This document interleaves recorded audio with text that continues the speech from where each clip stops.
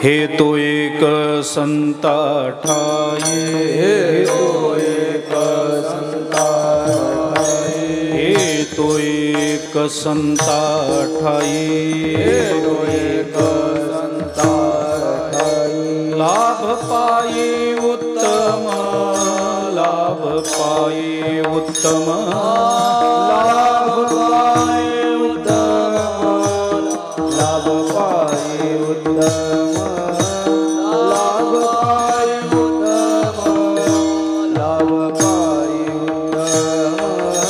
हे तो एक संता ठाई,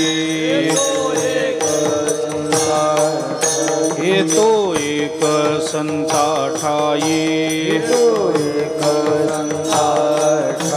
लाभ पाई उत्तम, लाभ पाई उत्तम, लाभ पाई उत्तम, लाभ पाई उत्तम, लाभ पाई उत्तम, लाभ पाई उत्तम। म्हणविता त्यांचे दास, म्हणविता त्यांचे दास, म्हणविता त्यांचे दास, म्हणविता त्यांचे दास। पुढे आस उरेना, पुढे आस उरेना, पुढे आस उरेना, पुढे आस उरेना, पुढे आस उरेना, पुढे आस उरेना। कृपादान केले संते, कृपादान केले संते, कृपादान केले संते, कृपादान केले संते। कल्पांतिहि सरेना, कल्पांतिहि सरेना, कल्पांतिहि सरेना, कल्पांतिहि सरेना, कल्पांतिहि सरेना, कल्पांतिहि सरेना। म्हणविता त्यांचे दास, म्हणविता त्यांचे दास, पुढे आस उरे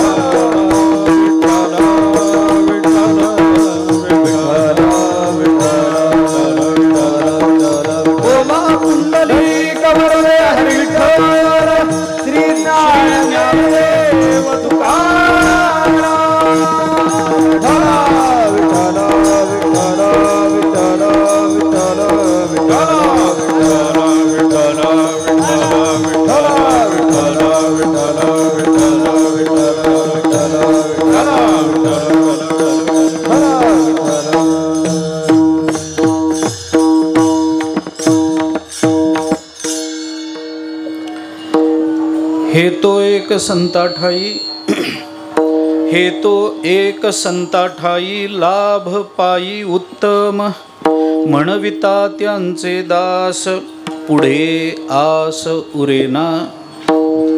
कृपादान केले संती, कृपादान केले संती, कल्पांतीही सरेना, म्हणविता त्यांचे दास, पुढे आस उरेना. तुका म्हणे संत सेवा, तुका म्हणे संत सेवा, हेची देवा उत्तम, म्हणविता त्यांचे दास, पुढे आस उरेना. विठ्ठला विठ्ठला विठ्ठला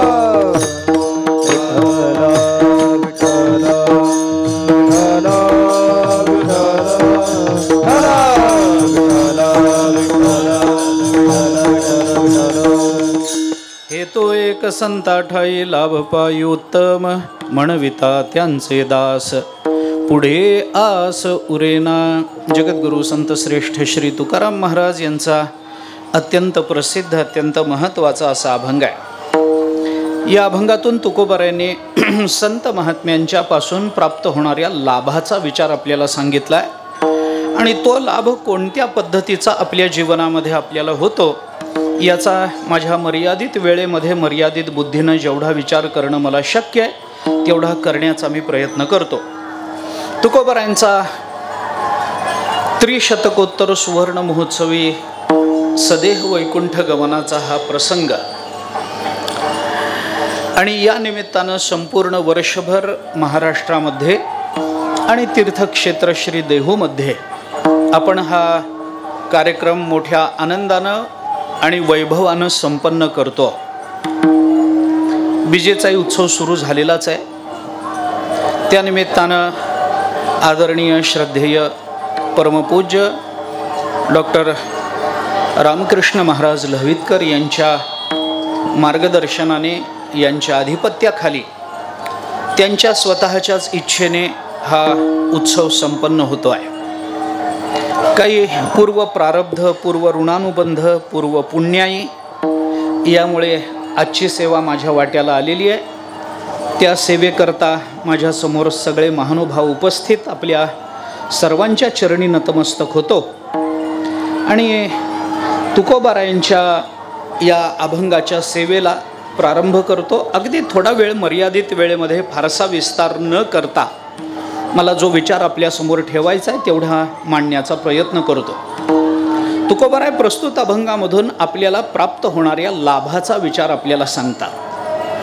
कारण मनुष्य जन्माला आल्यापासून ते मरणाच्या क्षणापर्यंत काही ना काहीतरी लाभाकरता, काही ना काहीतरी कृती आणि काही ना काहीतरी प्रयत्न करत असतो. जन्माला आल्यानंतरचं मुलाचं पहिलं रडणं हे सुद्धा आईच्या दुधाच्या लाभाकरता असतं, हे आपल्याला विसरता येणार नाही.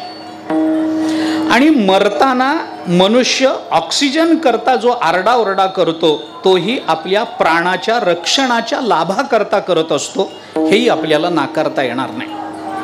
आपल्या जीवनातली प्रत्येक कृती, आपल्या जीवनातली प्रत्येक घटना, त्या घटनेच्या संबंधानं आपल्या ठिकाणाहून निर्माण झालेली प्रतिक्रिया अथवा स्वइच्छेनं आपण केलेली कोणतीही कृती ही आपल्या जीवनातल्या कोणत्या ना कोणत्या तरी लाभाकरता केली गेलेली असते. कारण लाभ नसेल तर मनुष्य या जगतामध्ये जीवन जगणार नाही. काही मिळणारच नसेल तर जगण्याची प्रेरणा काय? काही ना काहीतरी मिळावं लागतं, काही ना काहीतरी प्राप्त करून घ्यावं लागतं.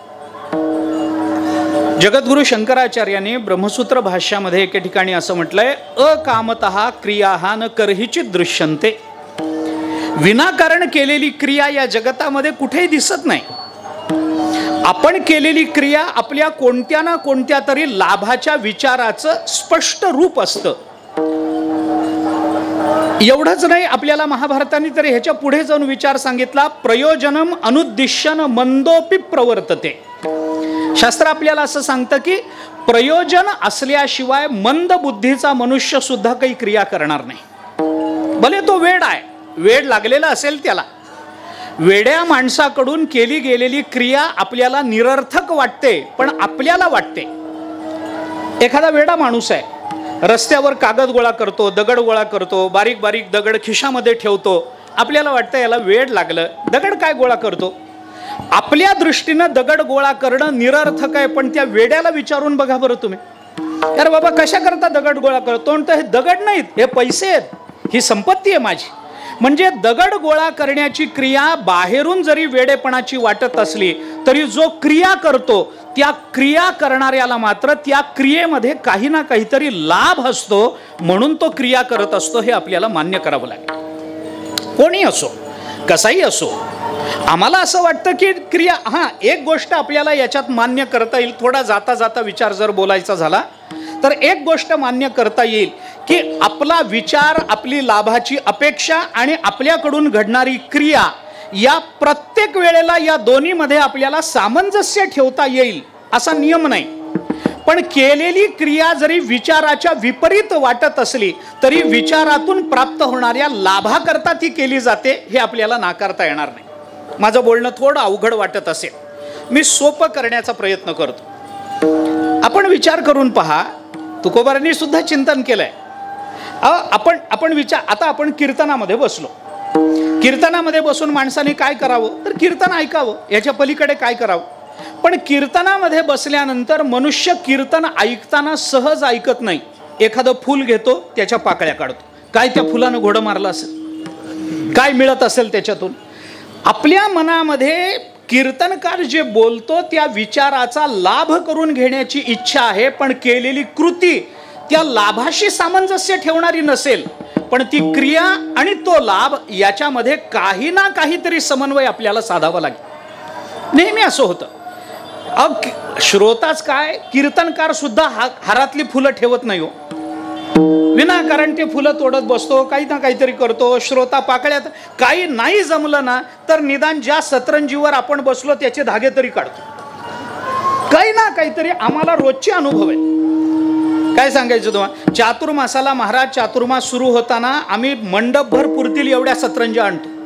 चातुर्मास संपला की सतरंजी एवढीच राहते, येईल तो धागा काढतो, येईल तो धागा काढतो. टिकल कशी, हाताला चाळा लागतो ना. बरं ही भाषा माझी नाही, तुकोबाराय बोलतात, हागता ही खोडी चळण मोडविते काडी, आहे ना. माणसाला हाताला चाळा लागतो आणि तो चाळा तो करत असलेल्या विचाराचं प्रतीक म्हणून सिद्ध होत असतो. त्यामुळं केलेला विचार, विचारातून प्राप्त होणारा लाभ आणि लाभाशी अनन्वित असणारी, लाभाशी समन्वित असणारी ती क्रिया, याच्यामध्ये प्रत्येक वेळेला सामंजस्य असेल असं नाही. पण क्रिया केली जाते ती लाभाकरता केली जाते, हा विचार मात्र आपल्याला नाकारता येणार नाही. आणि म्हणून मनुष्य आपल्या जीवनामध्ये लाभ मिळवण्याचा प्रयत्न करतो. आणि हा लाभ मिळवण्याचा प्रयत्न करताना दोन पद्धतीनं त्याचा विचार असतो.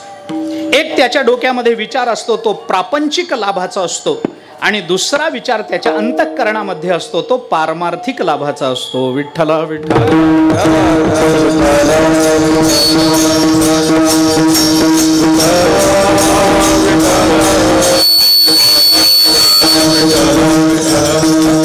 प्रापंचिक लाभाबद्दल आत्ता मला बोलायचं नाही. मनुष्य पारमार्थिक क्रिया करतो तेवढ्या पुरतं बोलतो. आणि या पारमार्थिक क्रिया जो मनुष्य करतो ना, तो परमार्थ सुद्धा बऱ्याच वेळेला प्रपंचाकरता करतो आणि बऱ्याच वेळेला परमार्थ सुद्धा परमार्थाकरता केला जातो. पारमार्थिक क्रिया ही सुद्धा प्रापंचिक लाभाकरता होते आणि पारमार्थिक क्रिया ही पारमार्थिक लाभाकरता होते. असे दोन्ही प्रकार आपल्याला जगतामध्ये दिसतात. विस्तार करायचा नाही, परंतु आपण विचार करा, परमार्थ करणाऱ्यांना जर प्रपंचामध्ये समाधान मिळालं नसतं तर किती जणांनी परमार्थ केला असता, हे प्रश्नचिन्ह अबाधित राहतं. आमचा संसार जर सुखाचा झाला नसता तर आम्ही कशाला परमार्थ केला असता.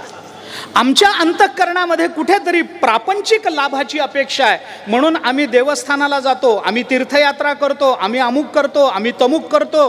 आम्ही आत्ता प्रयागला जाऊन आलो, तिथं जाऊन आम्ही डुबकी मारून आलो. कशा करता? आमच्या अंतःकरणामध्ये विचार आहे, बाबा आम्हाला पुण्य प्राप्त करून घ्यावं, आम्हाला पुण्य संपादन करता यावं. बरं पुण्य कशा करता पाहिजे तुम्हाला? काय नाही हो, आमच्याजवळ पुण्य निर्माण झालं की मुलगी चांगल्या ठिकाणी पडेल, आमच्या ठिकाणी पुण्य निर्माण झालं मुलाला चांगली नोकरी लागेल, आमच्या ठिकाणी पुण्य निर्माण झालं आम्हाला संपत्ती मिळेल, आमच्या ठिकाणी पुण्य निर्माण झालं, आमची प्रकृती चांगली राहील, याच्याकरता मनुष्य नेहमी देवाची अपेक्षा करतो, देवाचा आश्रय करतो.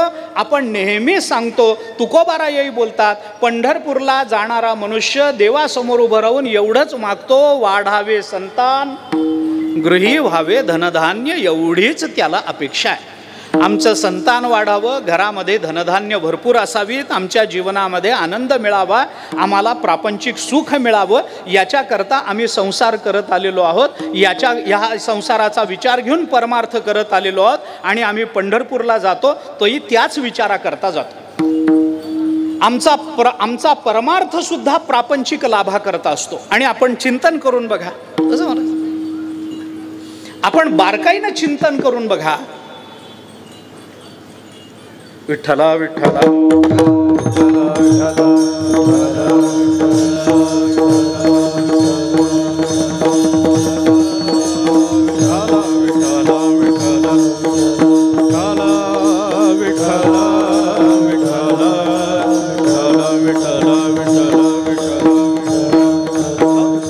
म्हणजे आमच्या अंतःकरणामध्ये अपेक्षा आहे ती नेहमी लाभाची आणि प्रपंचाच्याच लाभाची अपेक्षा. ल्यावे खावे बरे असावे सदैव, हेची करी हाव, हेची करी हाव.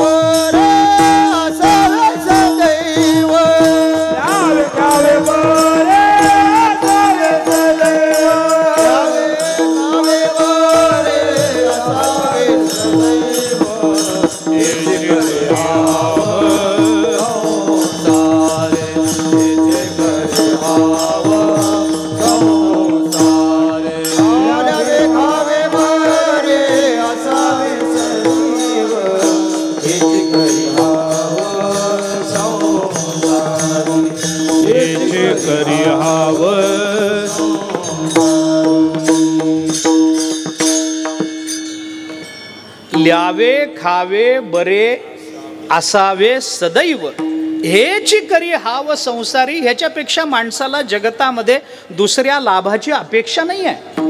आणि या प्रापंचिक लाभाकरता मनुष्य परमार्थ करायलाही मागे पुढे पाहत नाही. माझी भाषा सरळ आहे, मी थोडंसं स्पष्ट बोलतो आपल्याला. ल्यावे खावे याच्यात प्रपंच आहे असं समजू नका. अहो, ल्यावण खावं तर परमार्थालाही लागतं. न खाता कुणाचा परमार्थ झालाय मला सांगाव? किंबहुना आम्ही परमार्थ करतो तेच खाण्याकरता करतो. पंक्ती नसतील तर कोणत्या सप्त्यात 7 दिवस कोण राहतो? कोण राहतो? ल्यावे खावे, अरे बर काही अंगात घालावं लागत नाही का? घालावंही लागतं ना. न घालता काही कुणाचा परमार्थ झालाय का? आम्हाला घालावं लागतं, काहीतरी अंगामध्ये परिधान करावं लागतं, ल्यावं लागतं, अंगावर वस्त्र पाहिजे. माणसाने व्यवस्थित राहावं, चांगलं राहावं, शुद्ध राहावं, स्वच्छ राहावं, धुतलेले कपडे घालावेत, चांगलं दिसावं. नेहमी फाटलेलं धोतरण, फाटलेला पटका बांधणं म्हणजेच वैराग्याचं लक्षण आहे असं नाही. चांगलंही राहता येतं, वारकऱ्यांनी चांगलं राहावं. धुतलेले का, हां, अगदीच धोतराचा काठ आणि उपरण्याचा काठ एकच असला पाहिजे असला अट्टहास धरू नये, एवढं करू नये. पण व्यवस्थित राहावं, स्वच्छ राहावं, धुतलेले कपडे घालावेत, 4 लोकांना चांगलं दिसावं, पटका बांधायचा व्यवस्थित बांधावा, व्यवस्थित राहावं. काही अडचण आहे का त्याच्यामध्ये? ल्यावे खावे, बरं खाणं सुद्धा चांगलं असावं, खाणं चांगलं असावं. ल्यावे खावे याच्यामध्ये प्रपंच नाही आहे हो, आपण लक्षात घ्या. ते सदैव बरे असावे याचा अट्टहास करणं हा प्रपंच आहे, लक्षात घ्या. ल्यावे खावे याच्यामध्ये प्रपंच नाही आहे. खावं तर परमार्थालाही लागतं. काय खातो आम्ही? कासया सांगाते कैसे हे लागते नेणोमुखी. आम्ही काय खातो? कासया सांगाते खातो, कैसे लागते नेणो आम्हाला हे माहिती नाही, पण काहीतरी आम्ही खातो हेही तुकोबाराय कबूल करतातच ना. ज्ञानोबारांना सुद्धा भिक्षा मागायला बाहेर पडावंच लागलं ना. निवृत्तीनाथ महाराजांनाही मांडे खाण्याची इच्छा झालीच ना. न खाता कुणाचा परमार्थ संतांचा झाला नाही, तुमचा माझा काय होईल? ल्यावं खावं लागतं, पण खावं ही गोष्ट खरी आहे, याच्यामध्ये प्रपंच नाही आहे. मी आपल्याला साधं उदाहरण सांगतो.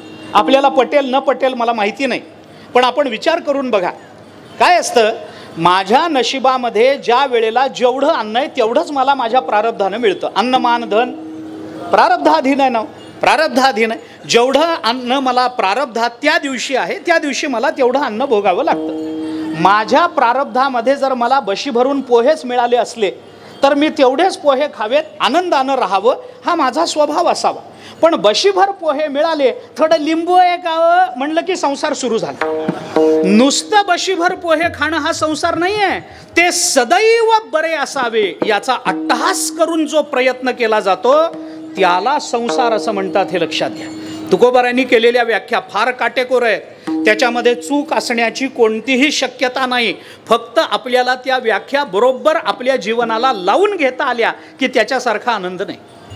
लक्षात घ्या. तुकोबाराय काय म्हणतात, ल्यावे खावे याच्यात अडचण नाही, ते सदैव बरे असावे. ही संसाराची हाव आहे. हा संसार आहे. परमार्थामध्ये ल्यावं लागत नाही, खावं लागत नाही असं नाही. आम्हाला हे सगळं लागतं, पण ते सदैव बरे असावे. मी थोडंसं विषयांतर होईल, पण थोडं स्पष्ट बोलतो. कुणाला पटेल न पटेल मला माहीत नाही, पण सध्याच्या काळामध्ये आपण जेव्हा बाहेर बघतो त्यावेळेला मला वाटतं माझं म्हणणं पटायला हरकत नाही. अनेकविध विषयांची प्राप्ती करून घेणं, विषयाच्या प्राप्तीतच जीवनाची धन्यता मानणं, त्यालाच जीवनाची इतिकर्तव्यता मानणं आणि त्या विषयाच्या सुखाकरता केलेल्या जाणाऱ्या प्रयत्नांना पुरुषार्थ मानणं, ही सध्याची परमार्थाची त्रोटक व्याख्या झाली. आमचा परमार्थ ही विषय भोगाकरता चालू आहे. जयाची भजने भोगासाठी एवढंच आमचं चालू आहे आणि त्या प्रयत्नांनाच आम्ही धर्म अर्थ काम मोक्ष म्हणत आलेलो आहोत, त्यालाच आम्ही पुरुषार्थ मानतो आहोत. विषय प्राप्ती हा आमचा मोक्ष आहे आणि विषय प्राप्ती करता केल्या जाणाऱ्या प्रयत्नांना आम्ही पुरुषार्थ मानत आलेलो आहोत. ह्या जर मानवी स्वभाव असेल तर त्याला पारमार्थिक लाभाची कल्पना येणार नाही, हे लक्षात घ्या. मी का बोलतो आपल्याला, विषय सोडून द्या, मी का बोलतो आपल्याला, मनुष्य परमार्थ करतो तोही बऱ्याच वेळेला प्रापंचिक लाभाकरता करतो. वाढावे संतान, गृही व्हावे, मला एवढं पाहिजे, माझ्या संसारात हे मिळावं, अमकं मिळावं, तमकं मिळावं, एवढीच अपेक्षा आहे. परंतु एक वर्ग असा आहे की याच्यामध्ये समाधान न मानता त्याचा परमार्थ हा पारमार्थिक लाभाकरता चालू आहे. त्याला असं वाटतं मला लाभ मिळावा, तो माझ्या जीवनाच्या धन्यतेचा असावा, मला परमात्मा भेटावा, मला मोक्ष मिळावा, मला संत संगती प्राप्त व्हावी, मला ज्ञान व्हावं, ज्ञानानंतर माझ्या अंतःकरणामध्ये भक्तिप्रेमाचा उदय व्हावा आणि जोपर्यंत माझ्या देहात प्राण आहे तोपर्यंत भगवंताचं नाम माझ्या ओठावर राहावं, याच्यात मानवी जीवनाची धन्यता मानणाराही एक वर्ग या जगतामध्ये आहे, जो ही अपेक्षा करतोय, काय मी उद्धार पावेन,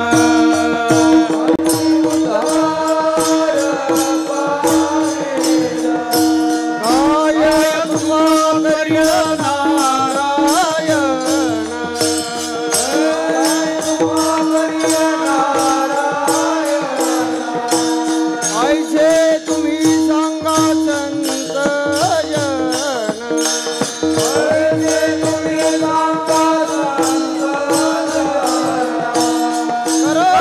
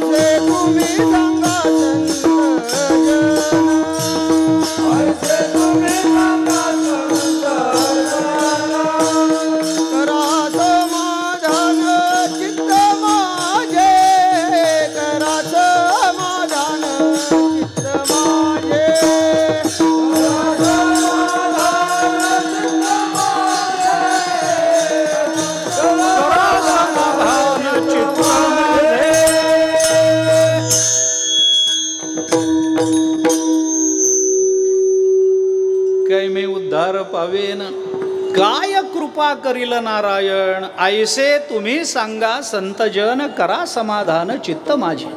काय हे खंडईल कर्म, पारुषतील धर्माधर्म, कासयाने कळेल वर्म, म्हणून श्रम वाटतसे.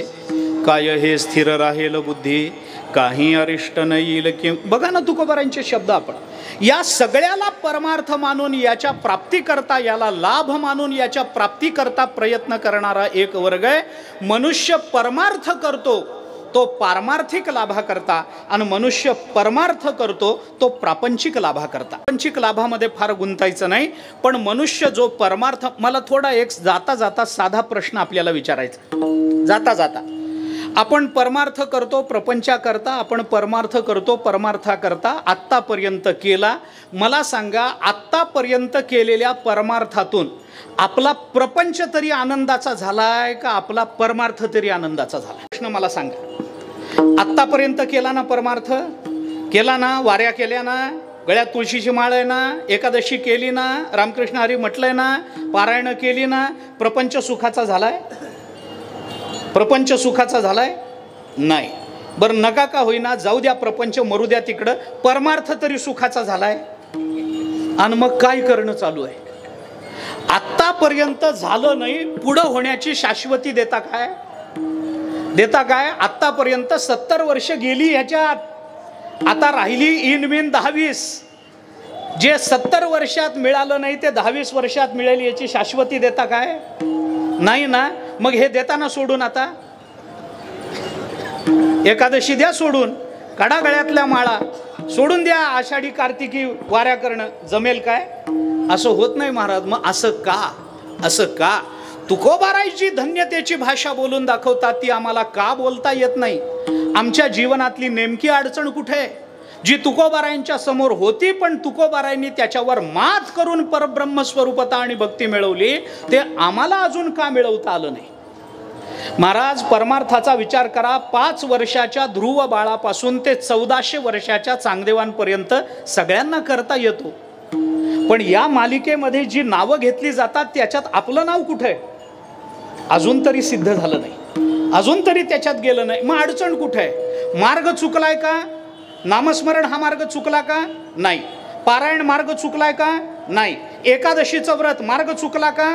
नाही. आळंदी पंढरपूर देहू पैठण तेर वाऱ्या करणं चुकलंय का?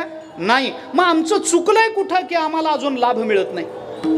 आणि जी चूक आपली झाली त्या चुकीवर तुकोबाराय बोट ठेवून आपल्याला सांगतात की आपल्या जीवनामध्ये आत्तापर्यंत एवढा सगळा परमार्थ करून आपल्याला लाभ झाला नाही. याचं एक कारण आहे की हा सगळा परमार्थ आम्ही केलेला हा एका बाजूला आहे, आणि जिथं खरा लाभ मिळतो तिथं आम्ही पोचलेलो नाही.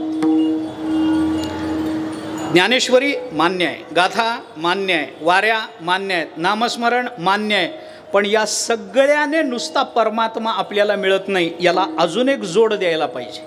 कोणती जोड द्यायला पाहिजे? याला संत संगतीची अपेक्षा असली पाहिजे, तर ह्याचा उपयोग आहे, नाहीतर नाही. आपण चिंतन करून पहा.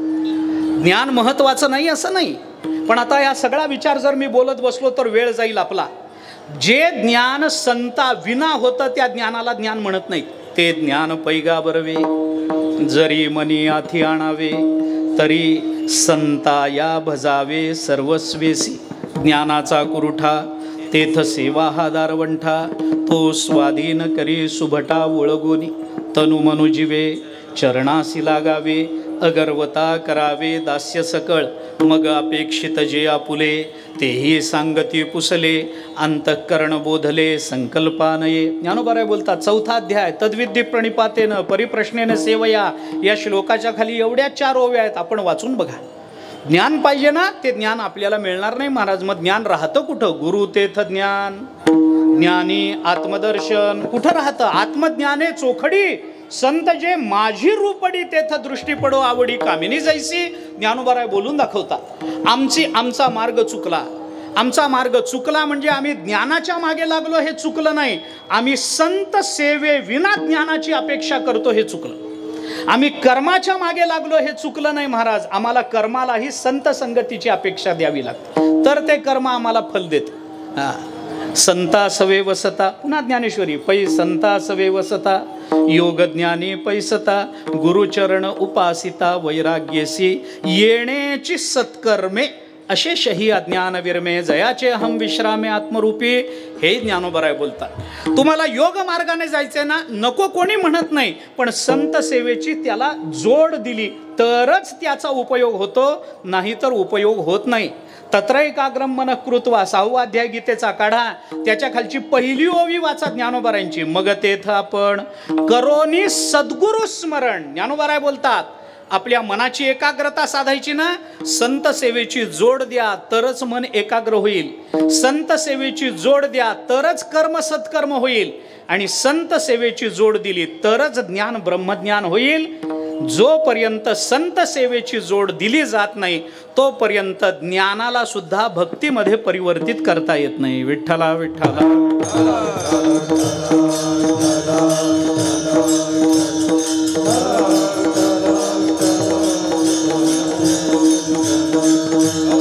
म्हणून परमात्मा प्राप्ती जरी या मार्गाने होत असली, भले ती ज्ञानानं होईल, भले ती कर्मानं होईल, भले ती योगानं होईल, पण जोपर्यंत या मार्गाला आपण संत सेवेची जोड देत नाही तोपर्यंत त्याचा उपयोग होत नाही. हा, संत सेवेने याच्यापैकी काही न करता आपल्याला परमात्मा प्राप्त होऊ शकतो. संत सेवेने जेवढ्या लवकर परमात्मा, तेवढा इतर कुठल्याही मार्गाने नाही. लक्षात घ्या. संतांचे संगती, संतांचे संगती मनोमार्गे गती, संतांचे संगती,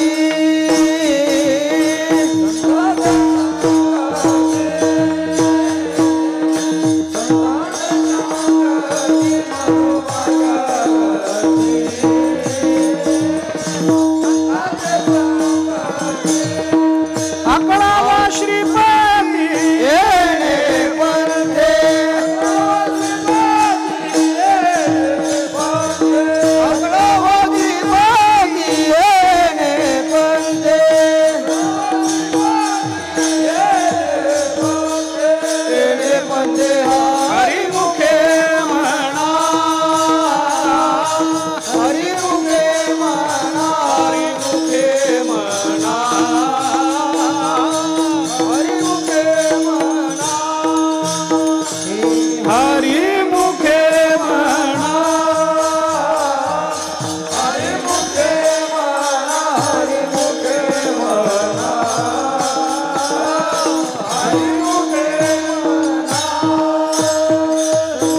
संगती मनोमार्ग गती, अकळावा श्रीपती येणे पंथे, अकळावा श्रीपती येणे पंथे, संतांचे संगती मनोमार्ग गती, अकळावा श्रीपती येणे पंथे, अकळावा श्रीपती येणे पंथे.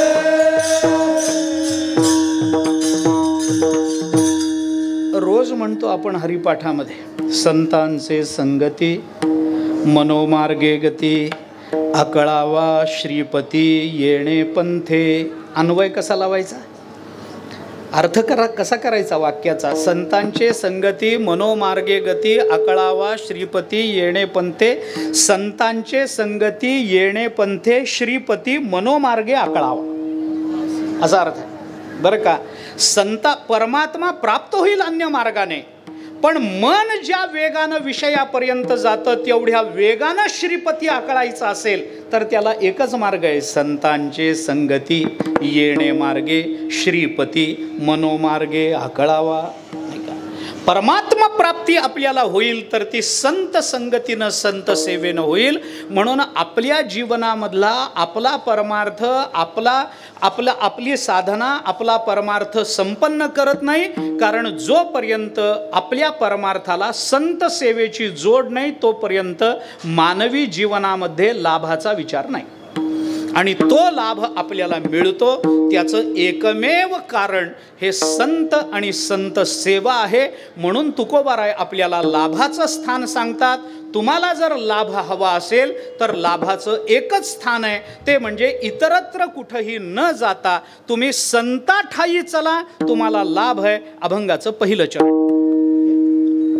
हे तो एक संता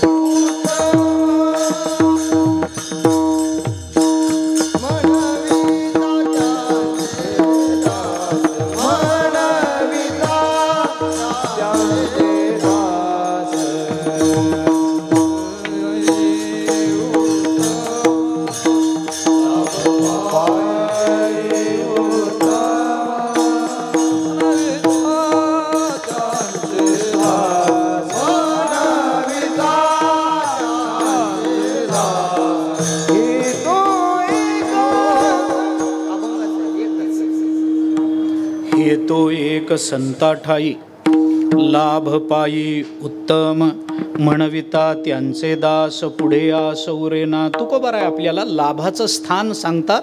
लाभ मिळवायचा असेल तर एक स्थान आहे, हे तो एक संताठाई. काय मिळतं तिथं? लाभ पायी उत्तम. तुकोबाराय सांगतात तिथं आपल्याला लाभ आहे. मला सगळी चरणं सोडवण्या इतपत वेळ मिळेल असं वाटत नाही, पण अभंगाचा भाव व्यक्त करायचा असेल तर या चरणामध्ये तुकोबाराय आपल्याला जो लाभ सांगतात, या चरणामध्ये तुकोबारायने वापरलेला एक शब्द फार महत्त्वाचा आहे. हे जे पहिलं चरण आहे, हे तो एक संताठाई लाभ पायी उत्तम, या चरणामध्ये तुकोबारायने एक शब्द फार महत्त्वाचा वापरला. कोणता? एक शब्द. कोणता? तेच सांगतो. एक. हे तो एक, तोच सांगतो. एक शब्द फार महत्त्वाचा. हा एक शब्द आपण कुठे ठेवतो याच्यावरून या चरणाचे दोन अर्थ आपल्याला प्राप्त होतात. हे तो एक संताठाई लाभ पायी उत्तम. एक शब्द जर संतांकडे ठेवला, संतांच्या बरोबरीनं ठेवला, तर आपल्याला संतांची अद्वितीयता कळते. आणि एक शब्द जर लाभाकडे लावला तर लाभाची अलौकिकता कळते. विठ्ठला विठ्ठला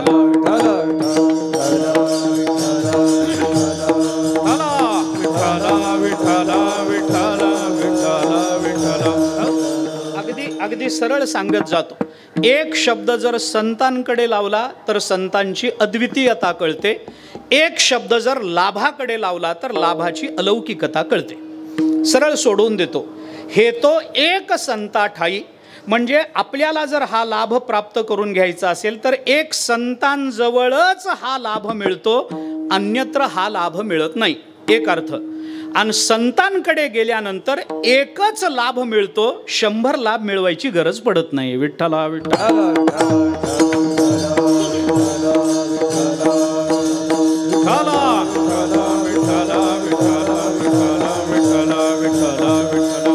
अगदी सरळ प्रमाण देऊन बोलतो, जास्त वेळ घेणार नाही. तुकोबाराय म्हणतात एक संतांजवळच हा लाभ मिळतो, अन्यत्र मिळणार नाही. म्हणजे काय? तुम्ही देवाजवळ गेलात तरी हा लाभ मिळायचा नाही, तुम्ही जगाजवळ गेलात तरी हा लाभ मिळायचा नाही, तुम्ही जीवाजवळ गेलात तरी हा लाभ मिळायचा नाही. हे तो एक संताठाई, एक संतांजवळच हा लाभ मिळतो.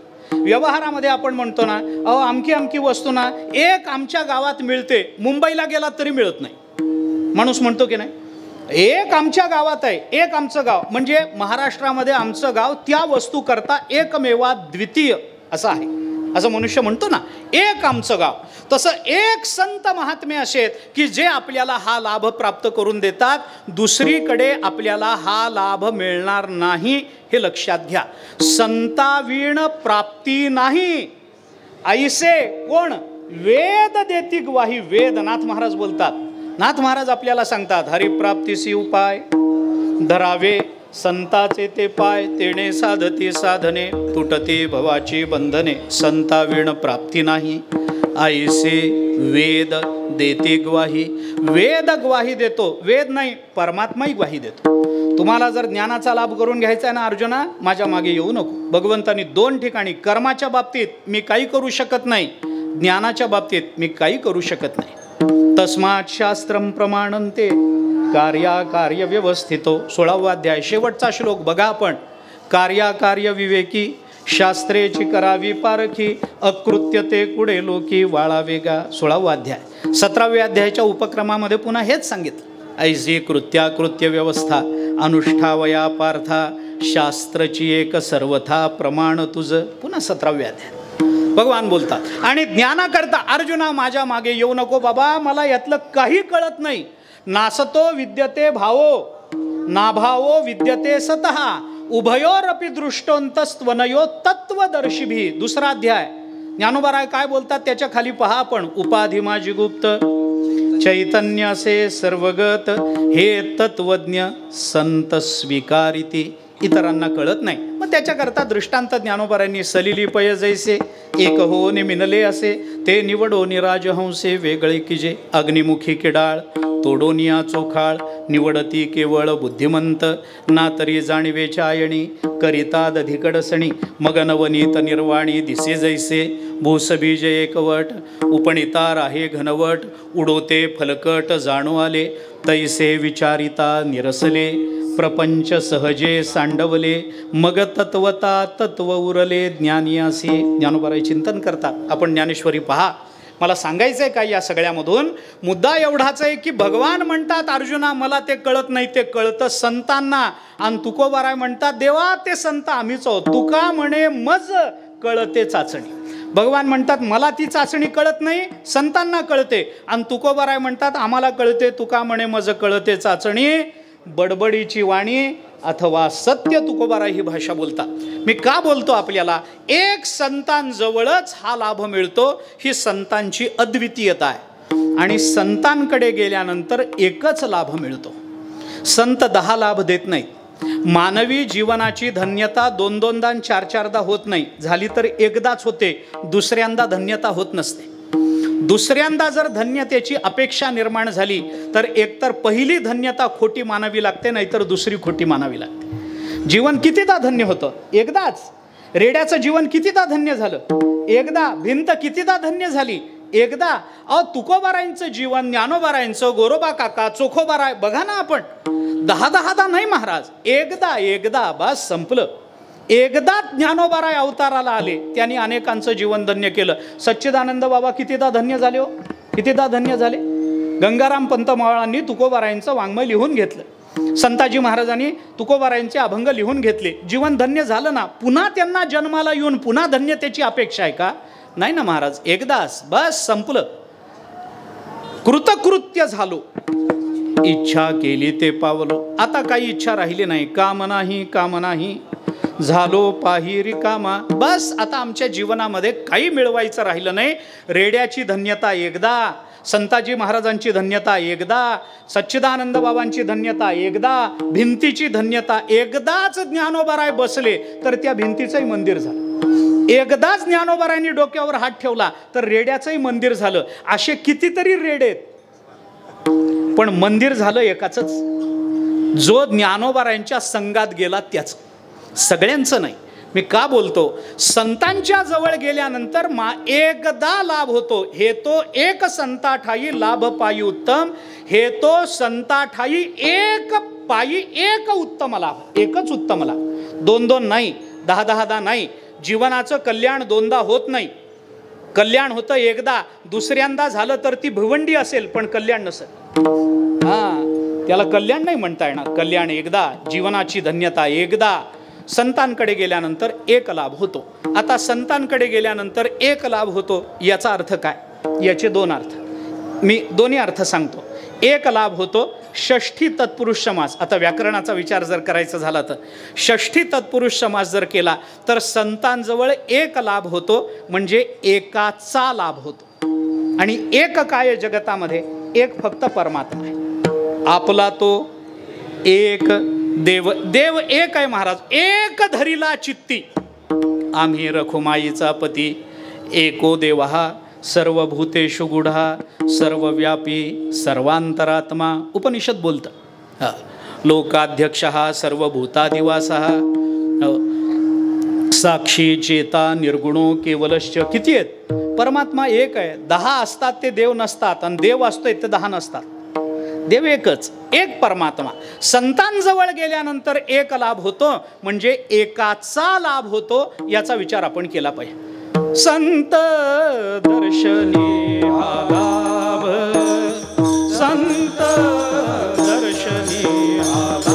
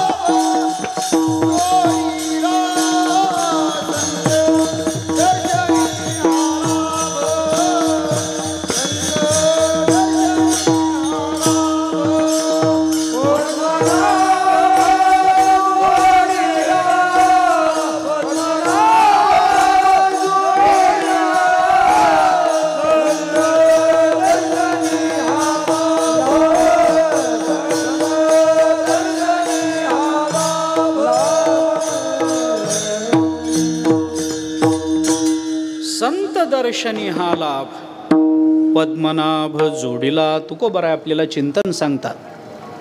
तुकोबारायांनी ही भूमिका आपल्याला बोलून दाखवली. उजळले भाग्य आता अवघी चिंता वारली, संत दर्शनी हा लाभ हेतो एक संता ठाई. लाभ पायी उत्तम. कोणता लाभ? कोणता लाभ? पद्मनाभ जोडीला. आपल्याला परमात्म्याची प्राप्ती होते. एक म्हणजे परमात्मा, तो एक लाभ म्हणजे एकाचा लाभ आपल्याला संतांच्या संगतीमध्ये होतो. हा संतांकडून प्राप्त होणारा एक लाभ हा षष्ठी तत्पुरुष समासानं केलेला अर्थ आपल्याला विचारात घेता येतो. दुसरा एक अर्थ मी आपल्याला सांगतो. एक शब्द जसा आपल्याला परमात्मवाचक वापरता येतो, तसा एक ही एक संख्या आहे. संतांकडे गेल्यानंतर एक लाभ होतो. मगाशी आपण बोलल्याप्रमाणे संतांकडे जाऊन 10 लाभ करून घ्यायचे नसतात. एक लाभ, एकदा, एक, बस, जास्त नाही. संतांकडून असा लाभ प्राप्त करून घ्यावा की पुन्हा लाभाची अपेक्षा अंतःकरणामध्ये शिल्लक राहू नये. एकच मिळवावं, पण चांगलं मिळवा. अहो, सिंहिणीला एकच मुलगा होतो, पण त्याच्या जीवावर सिंहीण निवांत झोपते, आणि डुकराला 25 होतात तरी आई बापाला फिरावं लागतं. मी बोलत नाही, सुभाषित आहे म्हणून सांगितलं मी आपल्या. असं आहे का नाही? अशी वस्तुस्थिती आहे. एक असावं, चांगलं असावं. संतांकडून एक लाभ मिळवा. एक कोणता लाभ? या अभंगामध्ये तुकोबारायांनी तो एक लाभ आपल्याला सांगितला. मी मगाशी म्हटलंय, मला सगळा अभंग सोडवायला वेळ नाही, पण एकच लाभ जर अभंगातला सांगायचा झाला तर कोणता सांगता येईल? तुकोबारायांनी आपल्याला तो लाभ सांगितला. या 4ही चरणामध्ये तो लाभ आहे. मी आपल्याला अभंग सरळ सांगतो. चारही चरण सोडवणं शक्य नाही. फक्त चारही चरणातले शेवटचे शब्द बाजूला काढा. मला आपल्याला एक लाभ काय आहे तेवढा सांगायचं. हे तो एक संता ठाई लाभ पायी उत्तम बाजूला काढा. म्हणविता त्यांचे दास पुढे आस उरेना बाजूला काढा. कृपादान केले संती कल्पांतीही सरेना बाजूला काढा. तुका म्हणे संत सेवा हेची देवा उत्तम बाजूला काढा. काय शब्द निघाले? उत्तम, उरेना, सरेना, उत्तम. बरोबर. वर एक उत्तम, खाली एक उत्तम, मध्ये उरेना आणि सरेना. याचा सरळ अर्थ असा आहे, संत संगतीमध्ये गेल्यानंतर आपल्या जीवनामध्ये काय उरेना हे उत्तम आणि काय सरेना हे उत्तम हे फक्त संतांची कृपा झाली तरच कळतं. विठ्ठला विठ्ठला विठ्ठला विठ्ठला विठ्ठला विठ्ठला विठ्ठला. आणि एवढं कळलं की मानवी जीवन धन्य हो. मी थोडा विस्तार करतो, कारण आमच्या जीवनामध्ये काय उरेना हे उत्तम असतं आणि काय सरेना हे उत्तम असतं हे आपण 10 जन्म घेतले तरी आपल्याला कळत नाही. विचार करा, आपल्या जीवनामध्ये सगळंच उरत नाही आणि सगळंच सरत नाही. सगळंच सरलं असं जीवन नसतं आणि सगळंच उरलं असंही जीवन नसतं. पण मानवी जीवनाची शोकांतिका कशात आहे ती सांगतो मी. शोकांतिका शब्द वापरून सांग. मानवी जीवनाची शोकांतिका याच्यात आहे महाराज. माणसाला जे उरावं वाटतं ते सरत जातं आणि जे सरावं वाटतं ते जन्मजन्मीचं उरून बसतं. विठ्ठला विठ्ठला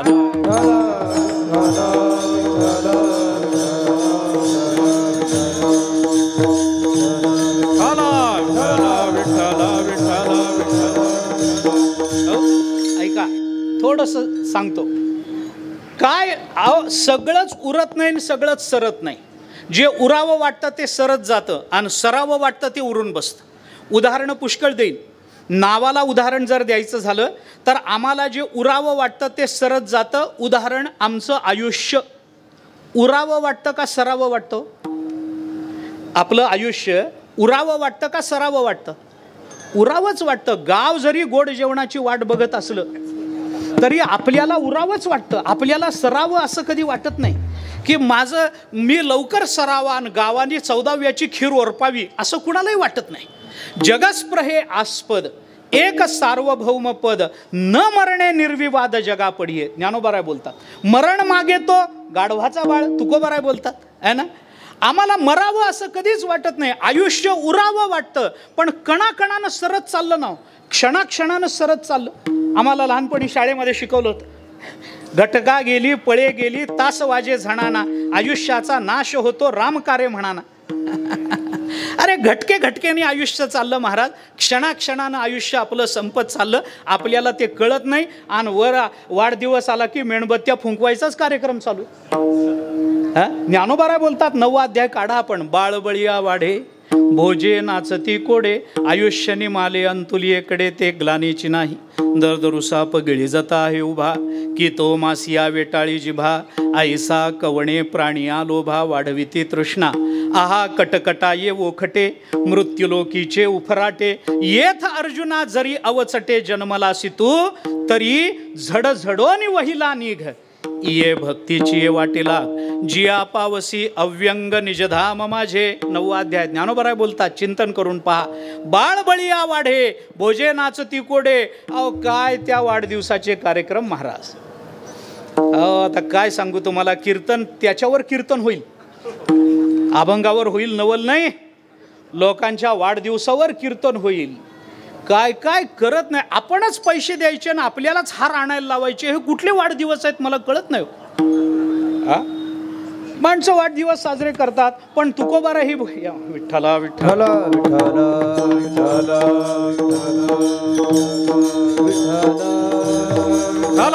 विठ्ठला विठ्ठला विठ्ठला विठ्ठला विठ्ठला विठ्ठला विठ्ठला. ज्ञानोबाराय म्हणतात बाळबळिया वाढे भोजे नाचती कोडे. अरे पण आयुष्य निमाले अंतुलियेकडे. आपलं आयुष्य संपत आलं त्याची ग्लानी नाही, त्याची जाणीव नाही माणसाला. मनुष्य मी का बोलतो आपल्याला आयुष्य उरावं वाटतं ते क्षणाक्षणानं सरत चाललं आणि ज्या गोष्टी आम्हाला सराव्या वाटतात त्या जन्मजन्मीच्या उरून बसतात. उदाहरण सांगायचं झालं तर जीवनातलं दुःख उरावं वाटतं का सरावं वाटतं? सरावंच वाटतं, पण जन्मजन्मीचं उरून बसतं महाराज, जन्मजन्मीचं. मनुष्य विचार करतो, अहो काय आम्ही काय केलं, आम्ही कशा करता केलं. माणसं आम्हाला येऊन भेटतात. मी आपल्याला उदाहरण म्हणून सांगतो, जन्मजन्मीचं दुःख उरून बसतं. मी उदाहरण सांगतो, आम्हाला वारीत माणसं भेटतात आणि वारीमध्ये भेटतात, एरवी चातुर्मासामध्ये येऊन भेटतात, कुठे भेटतात आणि सांगतात, महाराज बघा ना हो, आम्ही कशाच्या आद्यात नाही मध्यात नाही, आमच्या वाट्याला असं आलं, गावाने आम्हाला इतका त्रास दिला, मी कधी ज्ञानेश्वरी सोडली नाही, गाथा सोडली नाही, मी बरं, माझं काम बरं, गावाच्या कुठल्या भानगडीत मी पडत नाही, कशाच्याही आद्यात नाही मध्यात नाही, आणि आमच्या वाट्याला हे काय यावं. मग आम्ही त्याला सांगतो, बाबा आत्ता कुणाच्या आद्यात मध्यात तू नाहीस, ही गोष्ट खरी आहे, पण मागच्या जन्मी सगळ्याच्या मध्यात तूच होतास, म्हणून आत्ता तुझ्या नशिबाला हे आलंय. जन्मजन्मीचं दुःख उरून बसताना महाराज, जन्मी पाप केले ते बहुविस्तारले आहे ना. पूर्वजन्मी केलेलं दुःख आमच्या जीवनामध्ये उरून बसतं. आम्हाला आयुष्य उरावं वाटतं, ते सरत जातं, आणि आमचं दुःख सरावं वाटतं, ते उरून बसतं. मग काय सरेना हे उत्तम आणि काय उरेना हे उत्तम, हे जर आम्हाला कळायचं असेल तर त्याच्याकरता आम्हाला संत संगतीत गेलं पाहिजे. कारण सगळंच उरत नाही आणि सगळंच सरत नाही. विठ्ठला विठ्ठला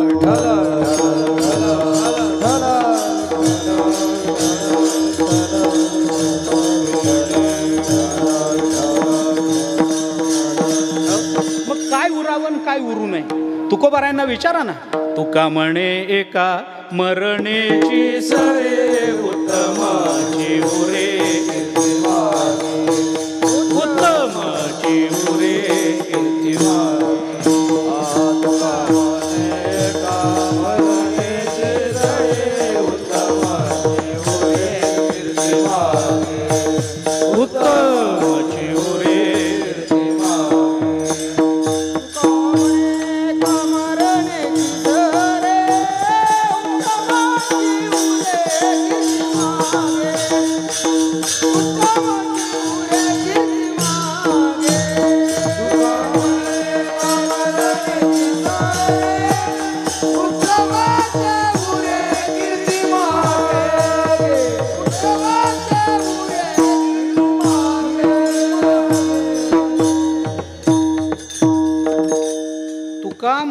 एका मरणेची सरे उत्तमची, उत्तमची उरे कीर्ती मागे. उत्तमची शब्द दोन्हीकडे लावायचं. त्याला देहली दीपन्याय असं म्हणतात न्यायाच्या भाषेमध्ये. देहली म्हणजे उंबरठा, दीप म्हणजे दिवा. उंबरठ्यावर एखाद्या 2 खोल्याचं घर आहे, रात्री दिवे गेले, बाई घरातली बाई शहाणी बाई काय करते, एक दिवा लावते, एका खोलीत नेला तर दुसऱ्या खोलीत अंधार आहे, दुसऱ्या खोलीत नेला तर पहिल्या खोलीत अंधार आहे. मग ती काय करते, तो दिवा दोन्ही खोल्याच्या मधल्या उंबरठ्यावर ठेवते, इकडेही प्रकाश देतो इकडेही प्रकाश देतो. त्याला देहली दीपन्याय असं म्हणतात. उत्तमची शब्द इकडेही लावायचा इकडेही लावायचा, त्याला देहली दीपन्याय असं म्हणतात. तुका म्हणे एका मरणेची सरे उत्तमची आणि उत्तमची उरे कीर्ती मागे. काय सरावं आणि काय उरावं हे कळलं पाहिजे महाराज. जीवन त्याच्या विना धन्य होत नाही आपलं. तो खरा लाभ आहे मानवी जीवनातला. काय उरावं काय सरावं, माणसाला मरण यावं ना तेही उत्तम यावं महाराज, उत्तम यावं. उगे रस्त्यानं जाता जाता गाडीनं उडवलं माणूस मेला, या मरणाला काही अर्थ नाही. या मरणाला काही नाही. उगेच काहीतरी माणसाने केलं आणि कुणाच्या तरी गाडी खाली आला, कुणीतरी पोटामध्ये चाकू खुपसला, अमुक झालं, तर मग या मरणाला अर्थ नाही. माणसाला मरण यावं, उत्तम मरण यावं, उत्तम मरण, उत्तम. हातामध्ये गाथायन पारायण करता करता मान पडली, उत्तम मरण. नाही का, माऊलींच्या समाधीवर मस्तक टेकवलं उठलाच नाही, उत्तम मरण. गेला पंढरपूरला, देवाच्या पायावर डोकं ठेवलं आणि मग 4 लोकांना उठवावं लागलं, उत्तम मरण. मरण उत्तम असावं. तुका म्हणे एका मरणेची सरे उत्तमची. उत्तम मरण आलं तरच मरण सरतं, नाही तर सरत नाही. आता काय सांगू मी आपल्याला, असं आहे, 2च पद्धतीचं मरण या जगतामध्ये उत्तम समजलं जातं. मरणाचा 3रा प्रकार उत्तमात येत नाही. पटेल नाही तर न पटेल, पण स्पष्ट बोलतो. 2च पद्धतीचं मरण उत्तम मरण, 3रा प्रकार नाही. एकतर देवाचं नाव घेत घेत मरावं, नाहीतर देशाचं रक्षण करत करत मरावं. ही 2च मरण उत्तम आहेत. 3रा मरणाचा उत्तम मरणाचा प्रकार नाही. माणसाने मरावं तर एकतर देवाचं नाव घेत घेत मरावं, नाहीतर देशाचं रक्षण करत मरावं. जमत नसलं तर या दोनच पद्धतीनं मरावं, नाहीतर त्या भानगडीतच पडू नये. मी आपल्याला खरं सांगतो, मरायचं असेल तर या दोनच पद्धती, नाहीतर त्या भानगडीत पडूच नका. कशाच्या? शाबास, मरणाच्या भानगडीतच पडू नका. मी का बोलतो? मरायचं तर उत्तम मरण, हे दोनच, मग याच्याने पुन्हा मरण येणार नाही. मरणेची सरे आणि मग काय उरतं मागे? उत्तमची उरे कीर्ती मागे. माणसाची कीर्ती उरावी ती उत्तम असावी. काय माणूस होता हो, दिवसाला 7-7, 8-8 पुड्या लागायच्या. ही काय उत्तम कीर्ती नाही, ही कीर्ती उत्तम नाही. अहो कीर्ती उत्तम त्याला म्हणा. आता काय सांगू तुम्हाला, वाऱ्या हाती माप चाले सज्जनाचे, कीर्तिमुख त्याचे नारायण. संतांची कीर्ती गायिले पुराणी. कीर्ती असावी तर ती उत्तम असावी. आपल्याला प्रमाण पुष्कळ देता येतील, सोडून द्या. माणसाची कीर्ती उरावी ती उत्तम आणि माणसाचं मरण सरावं तर उत्तम. तुकोबाराय म्हणतात, हा लाभ व्हायचा असेल तर हा एकच लाभ जीवन धन्य करणार आहे. हा लाभ आपल्याला प्राप्त करून घ्यायचा असेल तर त्याच्याकरता हे तो एक संता ठाई, लाभ पायी उत्तम म्हणविता त्यांचे दास, पुढे आस उरेना. तुकोबाराय आपल्याला संतांच्या जवळ जाऊन प्राप्त होणाऱ्या लाभाचं चिंतन सांगतात. थोडासा विचार सांगतो, वेळेच्या मर्यादेमध्ये थोडा विचार सांगतो, ऐका, थोडं चिंतन करा. काय आहे? लाभ प्राप्त होतो, संतांच्या जवळ प्राप्त होतो. तो लाभ आपल्याला असा प्राप्त होतो की त्याच्याने जीवन धन्य होतं. तिन्ही गोष्टी आहेत ना, या तिन्ही गोष्टीवर काही शंका आहे. एक एक शंका फक्त सांगतो, विस्तार करत नाही. एक एक शंका सांगतो. तुकोबारायांनी नंतर मांडलेल्या चरणाचा भाव काय आहे एवढाच विचार मला फक्त सांगायचा. तुकोबारायांचं बोलणं हे निर्दुष्ट बोलणं असतं. संतांच्या मुखातून बाहेर पडलेली वाणी, त्याच्यामध्ये दोष दिसत नाही. संत चुकीचं बोलत नाहीत. चुकीचं बोलतात त्यांना संत म्हणत नाहीत, हे लक्षात घ्या. संतांच्या मुखातून जे वाक्य चुकूनही चुकत नाहीत त्यांना संत म्हणा. जे चुकूनही चुकत नाहीत ते संत, आणि जे चुकूनही बरोबर नसतात ते आपण. आपल्या चुका शोधण्यातच जगाचं आयुष्य गेलं. पण संतांना चूक नाही महाराज. तुकोबारायांची चूक शोधून दाखवा तुम्ही. चूक शोध, इथं तुकोबाराय चुकले, इथं ज्ञानोबारायांची मांडळी चुकली, दाखवा तुम्ही मला. असं होत नाही. तुकोबारायांनी जी भूमिका मांडली त्याच्याबद्दल बोलतो. कुठे ना कुठेतरी एक दोष येतो, कुठे ना कुठेतरी अपवाद येतो, आणि त्या अपवादाचं निराकरण करण्याकरता खालच्या 3 चरणाची योजना तुकोबारायांनी करून दिली. अगदी धावता विचार त्या संबंधानं सांगतो. कारण का? माणसाला लाभाची अपेक्षा आहे, मान्य आहे. माणसाला लाभ करून घ्यावा वाटतो, मान्य आहे. तो लाभ संतांजवळ प्राप्त होतो, मान्य आहे. तो लाभ प्राप्त झाल्यानंतर पुन्हा लाभ करून घेण्याची गरज राहत नाही, मान्य आहे. आता मला सांगा, संतांजवळ गेल्यानंतर लाभ प्राप्त होतो हे तुकोबाराय पहिल्या चरणामध्ये बोलले. हे तो एक संता ठाई, लाभ पायी उत्तम. संतांच्या जवळ, त्यांच्या पायाजवळ उत्तम लाभ आहे हे तुकोबाराय बोलतात ना, बोलतात. आता शंका कुठे आहे? लोकांनी तुकोबारायांना विचारलं, तुकोबाराय तुम्ही आमच्या लाभाकरता साधन काय सांगता? संतांजवळ जा, संत हे साधन आहे. आमची अडचण तिथे आहे. काय अडचण आहे? तुम्ही सांगितलेल्या साधनेवर दुर्लभत्व नावाचा दोष येतो. दुर्लभता का? संतांजवळ लाभ आहे हे खरं आहे हो, पण संत स्वस्त आहेत काय? अहो ज्ञानोबाराय तुकोबाराय काय चौका चौकात भेटतील का तुम्हाला की या बाबा आम्ही बसलोय आणि करून घ्या लाभ? असं झालंय का?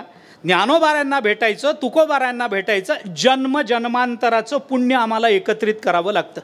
कोण पुण्य कोणा गाठी, ज्यासी ऐसी यांची भेटी. तुकोबाराय बोलतात, कोण पुण्य यांचा होईन सेवक, ऐसे कैसे याने भेटतीजे साधू, ऐसे ऐसे याने भेटतीजे साधू. नाथ महाराजांनी विचारलेल्या प्रश्नाला तुकोबारायांनी उत्तर दिलं. याच्यातलं काय सोपं आहे मला सांगा? संत सोपे आहेत का? अहो तुकोबाराय तुमचंच प्रमाण आहे, बहु अवघड आहे ना. संत भेटी अवघड आहे ना, सोपी आहे का? मग आम्हाला तुम्ही लाभाचा विचार सांगता आणि संत भेट तर अत्यंत दुर्लभ आहे महाराज. एक वेळ देव भेटणं सोपं आहे, स्पष्ट बोलतो. बोलू पुढं. एक वेळ देव भेटणं नाही, देव होणंही सोपं आहे, पण तुकोबाराय होणं अवघड आहे. विठ्ठला विठ्ठला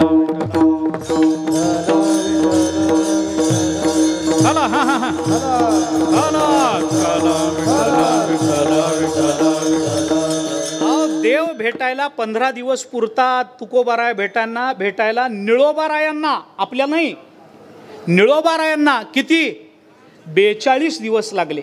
मग निळोबारायांना 42, तर आपल्याला 42 वर किती शून्य?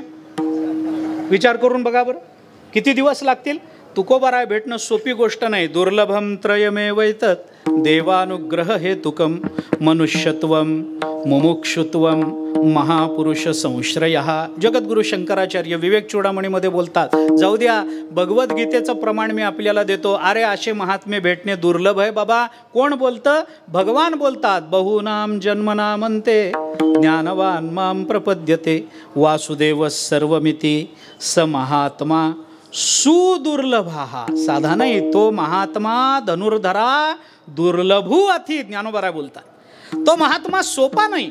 आणि तुम्ही आम्हाला म्हणता संतांजवळ जा, तुम्हाला उत्तम पद्धतीचा लाभ होईल. सिद्धांत मान्य आहे, पण संत भेट सोपी आहे का? संतांची भेट सोपी आहे का? सहज जाता जाता तुकोबाराय भेटले असं झालंय का कधी कोणाला? जाता जाता आपल्याला चोखोबाराय भेटतील काय? गोरोबा काका निळोबाराय भेटतील काय आपल्याला जाता जाता? भेटत नाहीत महाराज. त्याला किती जन्माचं पुण्य एकत्रित करावं लागतं. तुम्ही सांगितलेल्या संत या साधनेवर दुर्लभत्व नावाचा दोष येतो तुकोबाराय, आणि तुमच्याच प्रमाणाने येतो, आमच्या नाही. बहु अवघड आहे तुम्ही म्हणता, आम्ही म्हणत नाही. ऐसे ऐसियाने भेटती म्हणून तुम्ही जे सांगता त्याच्यातलं आम्हाला जमेल असं काही नाही. अति कठीण आणि दुर्लभत्व नावाचा दोष येतो. मग आम्हाला लाभ व्हायचा कसा? तुकोबारायांनी ते ऐकून घेतलं आणि तुकोबारायांनी सांगितलं, तुमचं म्हणणं मान्य आहे, दुर्लभत्व दोष येत असेल तर मी दोष काढून देतो. काय दोष काढायचा? तुकोबाराय म्हणाले, तुम्हाला लाभ पाहिजे, संतांकडे गेल्यानंतर लाभ मिळतो, पण संत दुर्लभ आहेत. मग एक काम करा, संतांना भेटायला जाऊ नका. लोक म्हणाले असं कसं होईल? नाही, भेटायला गेलो तर लाभ मिळणार नाही. लाभ तोच राहील, पण संतांना न भेटता सुद्धा आम्हाला तो लाभ प्राप्त करून घेता येईल. लोकांनी विचारलं कसं काय? तुकोबारायांनी सांगितलं, संत भेट जर दुर्लभ असेल, आम्हाला अशक्य वाटत असेल, तर एक काम करा, ज्ञानोबाराय तुकोबाराय आपल्याला भेटणार नाहीत, पण एक करता येईल की नाही, निदान बसल्या जागी मी तुकोबारायांचा दास आहे एवढं तरी म्हणता येईल की नाही? एवढं तरी सोपं आहे का नाही? आम्हाला तुकोबाराय भेटत नाहीत, आम्हाला ज्ञानोबाराय भेटत नाहीत, चोखोबाराय भेटत नाहीत, पण बसल्या जागी मी ज्ञानोबारायांचा दास आहे एवढं म्हणता येईल की नाही? उगी बसल्या बसल्या म्हणावं मी तुकोबारायांचा दास आहे हो, एवढंच म्हणा. एवढं जरी आपण म्हटलं तरी आपल्याला तो उत्तम लाभ होतो. अभंगाचं दुसरं चरण. म्हणवी तात्या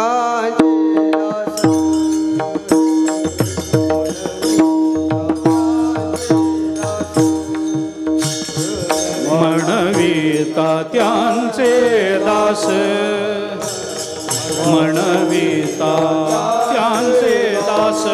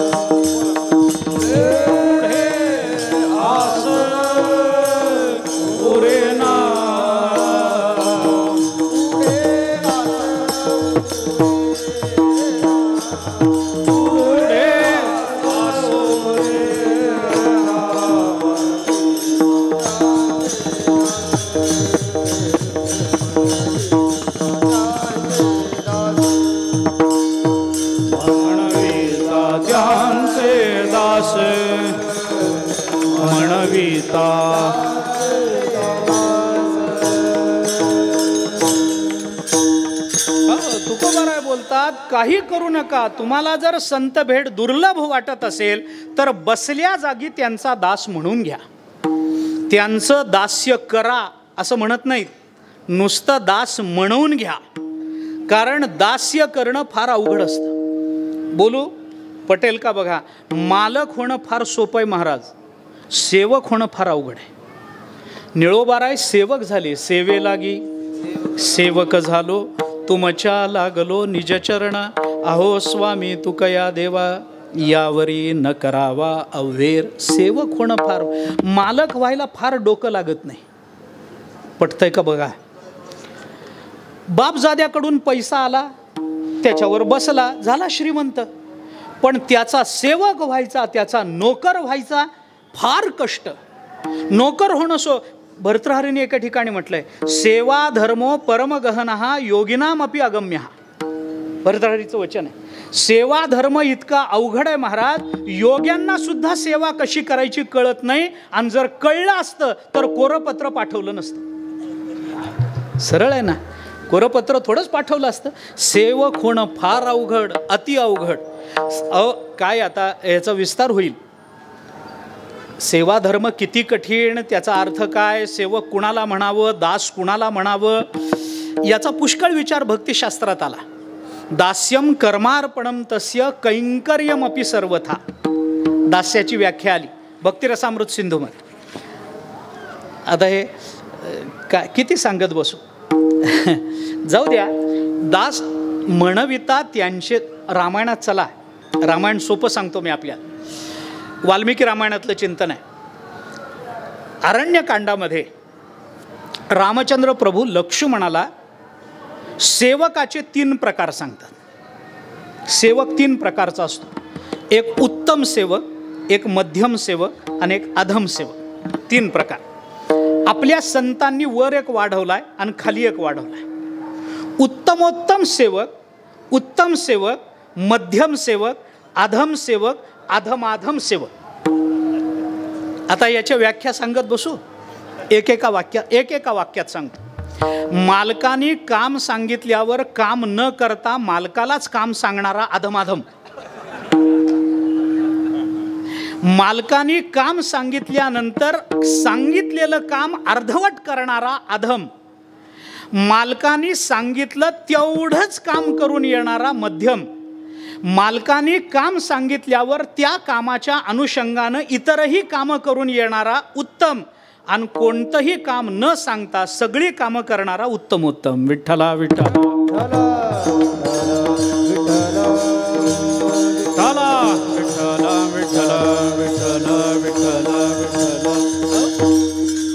जगतामध्ये उत्तमोत्तम सेवक फक्त परमात्मा आहे. सर्व काम करी न सांगता सगळी कामं करणारा परमात्मा हा सर्वोत्तम उत्तमोत्तम सेवक आहे. एका मालकाने आपल्या नोकराला 10-10 रुपयाच्या 2 नोटा दिल्या आणि त्याला सांगितलं, आज बाजारचा दिवस आहे, बाजारात जा, 10 रुपयाची कोथिंबीर आणि 10 रुपयाची मेथी घेऊन ये. नोकर बाजारात गेला, दिवसभर बाजारात हिंडला आणि संध्याकाळी रिकाम्या हाताने घरी आला. मालकाने विचारलं, बाजार भरला नव्हता? भरला होता. मेथी नव्हती? होती. कोथिंबीर नव्हती? होती. अरे मग रिकाम्या हाताने का आला संध्याकाळी, आणि सकाळी गेलेला संध्याकाळी का आला, दिवसभर काय? तो म्हणाला, महाराज मालक मी सगळं फिरलो, सगळ्या बाजारात गेलो, कोथिंबीर होती, मेथी होती. अरे मग का नाही आणली? त्यांनी सांगितलं, तुम्ही 10-10 रुपयाच्या 2 नोटा दिल्या, कोणत्या 10 रुपयाची कोथिंबीर आणि कोणत्या 10 रुपयाची मेथी हे काही सांगितलं नाही. मालक म्हणाला, अरे काय निर्बुद्ध माणूस आहेस, डोकं चालवत जा ना स्वतःच. विचार, कुठलीही 10 रुपयाची नोट खर्च केली असती तर काय बिघडलं असतं? ह्याच्यात सांगण्यासारखं काय? स्वतःची बुद्धी वापरता येत नाही माणसाने स्वतःची. तो म्हणला वापरतो. दुसऱ्या दिवशी मालक थोडा आजारी पडला. मालकाने सांगितलं, सकाळपासून अंगात कणकण आहे, ताप आहे, जरा डॉक्टरला बोलवून आण. हा नोकर डॉक्टरला बोलवायला गेला. संध्याकाळी परत आला. परत येताना गावातल्या लोकांना निरोप देत आला आणि परत येताना 2 बांबू, नवीन कोरं कडकडीत कापड, 1 मडकं, सुतळीचा बिंडा, सगळं व्यवस्थित. मालकाने बघितलं वरून, अजून नोकर आला नाही, सकाळी गेलाय, डॉक्टरला बोलवायला सांगितलं होतं, काय झालं कुणाला माहिती. वरून बघतो तर अंगणामध्ये एका कोपऱ्यामध्ये मडक्यामध्ये अग्नी पेटत घातलेला, त्याला सुतळी बितळी बांधून तयार केलेलं, जवळजवळ सगळी तयारी झाली. तेवढ्यात नोकर आला. मालकाने विचारलं, अरे काय म्हणे, डॉक्टरला बोलवायला सांगितलं, दिवसभर गायब झालास आणि काय खाली सगळी तयारी? तो म्हणला, अहो तुम्ही म्हणला ना तुझं डोकं चालवत जा, जरा पुढचं बघत जा, म्हणून मी विचार केला, समजा डॉक्टरला बोलवून उपयोग नाहीच झाला तर हे सगळं आणायला पुन्हा कशाला बाजारात जा म्हणून येता येता घेऊन आलो. याला काय म्हणाल? अधमा धमा धमा धमा धमा हा म्हणाल की नाही? म्हणाल का नाही? म्हणजे सेवक होणं ही अत्यंत, म्हणून तुकोबाराय म्हणतात तुम्ही सेवा करण्याच्या भानगडीत पडू नका, नुसतं मी सेवक आहे एवढं म्हणून घ्या, सेवा करू नका, तुमच्या ज्याने होणार नाही. मग म्हणविता त्यांचे दास, परिणाम काय होईल? पुढे आस उरेना. तुकोबाराय म्हणतात आपल्याला लाभ प्राप्त होईल. लोकांना पटलं, लोकांनी सांगितलं तुकोबाराय एक आमची अडचण कमी झाली, पण दुसरी अडचण आहे. काय अडचण आहे? आता साधनेवरची अडचण संपली, दुर्लभत्व नावाचा दोष गेला, पण लाभावर दोष आहे, साध्यावर दोष आहे. काय दोष आहे? नश्वरत्व नावाचा दोष येतो. नश्वरत्व, नश्वरत्व म्हणजे काय? म्हणजे आता विचार करा आपण, आपल्याला आपल्या जीवनामध्ये आत्तापर्यंत जो लाभ झाला तो लाभ टिकून राहिला का? मी सोपं सांगतो. समजा एखाद्या माणसाला लाखभर रुपये मिळाले, लाभ वाटतो की नाही? वाटतो. लाखभर रुपये किती टिकतील? किती टिकतील? 2 वर्ष, 5 वर्ष, 10 वर्ष. त्याची एफ डी बिफडी करून ठेवली तरी निदान याच्या 14व्याला तरी पोरं मोडतीलच का नाही एफ डी? म्हणजे कधी ना कधीतरी लाख रुपये संपणार ना, कधी ना कधीतरी कोटी रुपये संपणार ना. बाकी लाभ सोडून द्या. नरदेह हा लाभ आहे ना देवाने आपल्याला दिलेला, हा लाभ टिकणार आहे का? मला सांगा. हा नरदेह कुणाचा राहिला का हो? आज ना उद्या कधी ना कधीतरी आपल्याला मरावं लागणार आहे. कधी ना कधीतरी हा नरदेह लाभ म्हणून जरी आपल्याला मिळालेला असला, मानवी जीवनामध्ये आत्तापर्यंत प्राप्त झालेला कोणताही लाभ टिकला नाही. तसं या लोकांनी तुकोबारायांना सांगितलं, तुकोबाराय तुम्ही आम्हाला संतांजवळ जा म्हणता, संत दुर्लभ आहेत तर जागेवर बसून त्यांचा दास आहे म्हणता. आम्ही दास आहे म्हणून जो लाभ आम्हाला प्राप्त होईल तो लाभ टिकेलच, याची शाश्वती काय? लाभावर दुर्लभत्व, जसा साधनेवर दुर्लभत्व नावाचा दोष येतो तसा लाभावर नश्वरत्व नावाचा दोष येतो. मग हा लाभ नश्वर असेल तर आम्ही काय करावं? तुकोबाराय म्हणाले, बाबा हाही दोष तुम्हाला काढून देतो. संतांजवळ गेल्यानंतर जो लाभ होतो ना तो नश्वर नाही. कृपादान केले संती कल्पांतीही सरेना. हा लाभ 4-2 वर्षात संपणारा लाभ नाही, कल्पांतीही सरेना. याच्याकरता कृपादान असा शब्द वापरला. कृपा आणि दान हे 2 शब्द वेगळे. तुकोबारायांची अक्षर आहेत, अर्थ घेऊन प्रकट होतात. शब्दापाठी अर्थ धावत येतो, आधी अर्थ येतो मग तुकोबारायांचे शब्द येतात, असं तुकोबारायांचं बोलणं आहे. कृपा वेगळी असते आणि दान वेगळं असतं. कृपा वेगळी, दान वेगळं. आता काय सांगू मी आपल्याला? कृपा वेगळी, दान वेगळं, अनुदान ह्याच्यापेक्षा वेगळं. हां, आता त्याच्या व्याख्या करत बसलो तर रात्र जाईल. कृपा आणि दान, मागितल्यानंतर मिळतं ते दान, न मागता होते ती कृपा. सोपा अर्थ. ज्ञानोबारांनी सद्गुरूंच्या चरणाजवळ मागितलं म्हणून त्याला पसाय दान असं म्हणतात. ते दान आहे. आता विश्वात्मके देवे येणे वाग्यज्ञे तोषावे, तोषोनी मज द्यावे. मागितलं ना म्हणून ते दान ठरलं, पसाय दान. पण रेडा काही मागायला गेला नव्हता माझ्या डोक्यावर हात ठेवा म्हणून, पण निळोबारायांनी जी आरती केली, होता कृपा तुमची पशु बोलेवेत. न मागता होते ती कृपा, मागितल्यानंतर मिळतं ते दान. आणि घेणाऱ्याला आणि देणाऱ्याला दोघालाही लाज नसते ते अनुदान असते त्याच्या पुढं, नाही का? मी का बोलतो? विनोद सोडून द्या याच्यातला, पण कृपा वेगळी असते आणि दान वेगळं असतं. संत कृपाही करतात, संत दानही करतात. आणि याच्याही पुढं सांगू, षष्ठी विभक्ती लावायचीच झाली तर न मागता कृपा करण्याचा जो स्वभाव आहे त्याचं जरी दान मागितलं तर तेही दान संत महात्मे याचकाला देतात. म्हणून कृपादान केले संती कल्पांतीही सरेना. अरे संतांनी दिलेला लाभ कल्पकल्पांतामध्ये सरणार नाही, तुम्ही त्याची चिंता करू नका. लोकांनी सांगितलं अडचण संपली. आता अजून एक अडचण राहिली. का? कारण एकच चरण राहील म्हणून एक अडचण राहिली. काय अडचण आहे? साधनेवर दुर्लभत्व नावाचा दोष आला, तुम्ही काढून टाकला. साध्यावर नश्वरत्व नावाचा दोष आला, तुम्ही काढून टाकला. आता अजून एक दोष आहे. कुणात दोष आहे? आमच्यात दोष आहे. आमच्यात काय दोष आहे? अहो असं आहे तुकोबाराय, संतांजवळ गेल्यानंतर लाभ मिळतो, मान्य आहे. मिळालेला लाभ कल्पांतापर्यंत सरत नाही, म्हणजे नित्यत्वानं राहतो, मान्य आहे. पण संत महात्मे जेव्हा लाभ करून देतात तेव्हा तो लाभ ज्याला करून द्यायचा आहे त्याचा अधिकार बघत असतील की नाही. जेवढा ज्याचा अधिकार तेवढा त्याला लाभ. अधिकार तैसा करू उपदेश किंवा अधिकार तैसा दावियला मार्ग आहे ना. तुम्हीच सांगता ना, जेवढा, अरे मुंगीवरी गजाचे पालन घालून काय उपयोग आहे मला सांगा ना. तुकोबाराय दृष्टांत देतात आपल्याला. कशा करता आपल्याला हे करावं लागेल? उपयोग नाही. ज्याचा जेवढा अधिकार आहे तेवढंच त्याला दिलं पाहिजे. कारण अनाधिकार्याला काहीतरी देणं म्हणजे दुःख पदरात पाडून घेणं आहे. आपल्या मराठीत एक म्हण आहे, माकडाच्या हातात कोलीत. माकड आहे, त्याच्या हातामध्ये जर कोलीत दिलं तर गावची लंका करणार नाही का? अरे त्याला काय अधिकार आहे, काय कळतं त्याला? अनाधिकाऱ्याच्या हातामध्ये वस्तू जाऊ नये. म्हणून आमचा जेवढा अधिकार तेवढं द्याल ना, तेवढं द्याल. मग तुकोबाराय आमची अडचण अशी आहे की आम्ही आहोत अंश. जीव कोण आहे? ममैवांशो जीवलोके जीवभूत सनातना मनःष्ठानी इंद्रियाणी जीव हा अंश आहे. मग आम्ही जर अंश असू तर आम्हाला प्राप्त होणारा लाभही अंशरूपच असेल की नाही. आणि जो अंशी आहे त्याला प्राप्त होणारा लाभ अंश रूपात.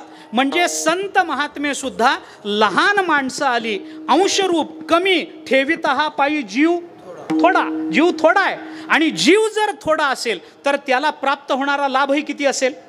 थोडाच असेल. आणि परमात्मा व्यापक आहे, मग परमात्म्याला प्राप्त होणारा लाभ किती असेल? तो व्यापक असेल. मग परमात्माला व्यापक, आम्हाला मात्र थोडा. साधकाला आमच्यापेक्षा जास्त, ज्ञानाला त्याच्यापेक्षा जास्त, देवाला त्याच्यापेक्षा जास्त. अशी लाभाची चढती भाजणी संत जर करून देत असतील तर संतांच्या अंतःकरणामध्ये आपपर भाव आहे हे मान्य करावं लागेल की नाही. संत जीवाला थोडा लाभ देतात, देवाला जास्त लाभ देतात. असं कमी जास्त पण संतांच्या चरित्रामध्ये आपल्याला पाहता येतं का? नाही ना महाराज. ज्ञानोबाराय चिंतन करतात, कैवल्य कनकाची या दाना जो न कडसी थोरसाना दृष्ट्याची या दर्शना पाढाऊ जो. अनुभवामृत 2 प्रकरण. कैवल्य कनकाचं दान देताना जो न कडसी थोर सान बघत नाहीत, लहान मोठं बघत नाहीत. आपल्याला माहिती असणारं प्रमाण जर द्यायचं झालं तर आपण चिंतन करून पहा. आपल्याला महाभारतातही हे सापडेल, योगवासिष्ठातही सापडेल.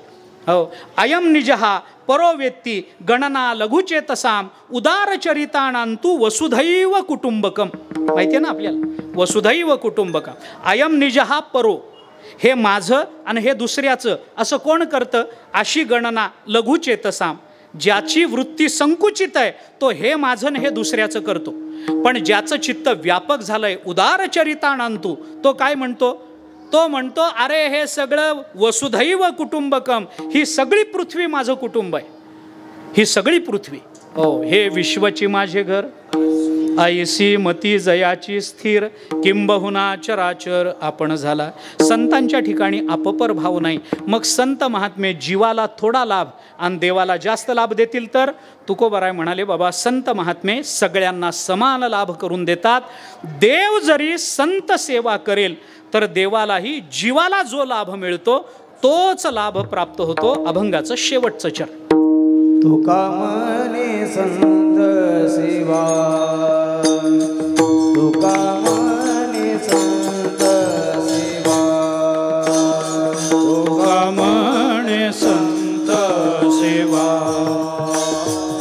तुका म्हणे संत सेवा, तुका म्हणे संत सेवा, तुका म्हणे संत सेवा, तुका म्हणे संत सेवा, तुका म्हणे संत सेवा. हेची देवा उत्तम, हेची देवा उत्तम,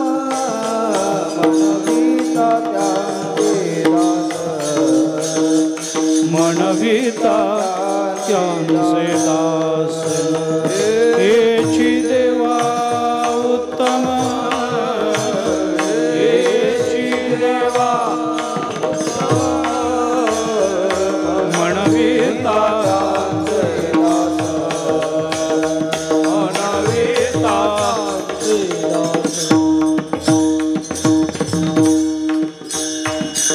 तुका म्हणे संत सेवा हेची देवा उत्तम. सगळीकडे सामान्यत्वाने हाच अर्थ केला जातो की संत सेवा केली तर देवालाही त्याचा आनंद होतो. पण मी थोडा अन्वय बदलतोय. देवानी जरी संत सेवा केली तरी देवालाही उत्तमच लाभ संत महात्मे प्राप्त करून देतात. तुका म्हणे देवा संत सेवा हेची त्यालाही उत्तम, हे तो एक संता ठाई लाभ पायी उत्तम. जीवालाही उत्तम लाभ आणि देवालाही उत्तम लाभ असा उत्तमत्वामध्ये कोणताही भेद न करता संत महात्मे आपल्याला लाभ प्राप्त करून देतील. म्हणजे संतांनी आम्हाला जो लाभ प्राप्त करून दिला त्या लाभावर नश्वरत्व नावाचा दोष येत नाही, अधिकार भेदाचा दोष येत नाही आणि त्या लाभाच्या ठिकाणी साधनेवर सुद्धा दुर्लभत्व नावाचा दोष येत नाही. या तिन्ही दोषांचं निराकरण करण्याकरता 3 भूमिका 3 चरणामधून तुकोबारायांनी मांडल्या आणि त्याच्यातून संतांच्या जवळ आपल्याला उत्तम पद्धतीचा लाभ प्राप्त होतो हे सांगितलं. या अभंगामध्ये तुकाराम महाराजांनी 2दा उत्तम शब्दाची योजना केली. तो उत्तम शब्द नेमका काय सूचित करतो याचा एक 10-5 मिनिटामध्ये विचार सांगतो. एकदा भजन करू नियमाप्रमाणे 5 मिनिटामध्ये सेवा संपवतो. विठोबा रखुमाये जय जय विठोबा रखुमाये विठोबा रखुमाये जय जय विठोबा रखुमाये विठोबा रखुमाये विठोबा रखुमाये विठोबा रखुमाये विठोबा रखुमाये विठोबा रखुमाये विठोबा रखुमाये. हा हा हा जय जय रखुमाये. बोला पुंडलिक वरदे हरि विठ्ठल श्री ज्ञानदेव तुकाराम माऊली ज्ञानेश्वर महाराज की, जगद्गुरु तुकाराम महाराज की जय. विठोबा रखुमाई विठोबा रखुमाई विठोबा रखुमाई.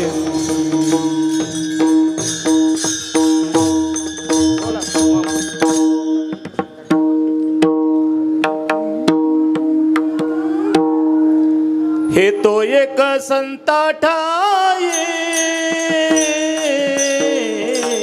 हे तो एक संता ठाये, तो एक संता ठाये,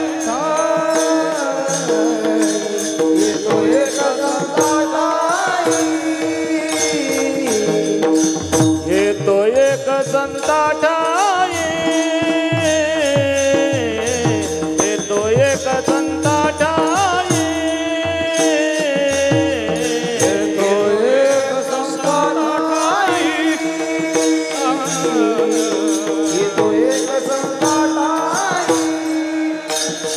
लाभ पाये उत्तम लाभ पाये उत्तम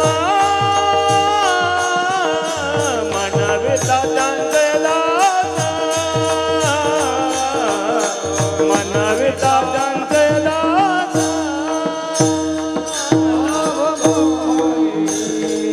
उत्तम लाभ पाये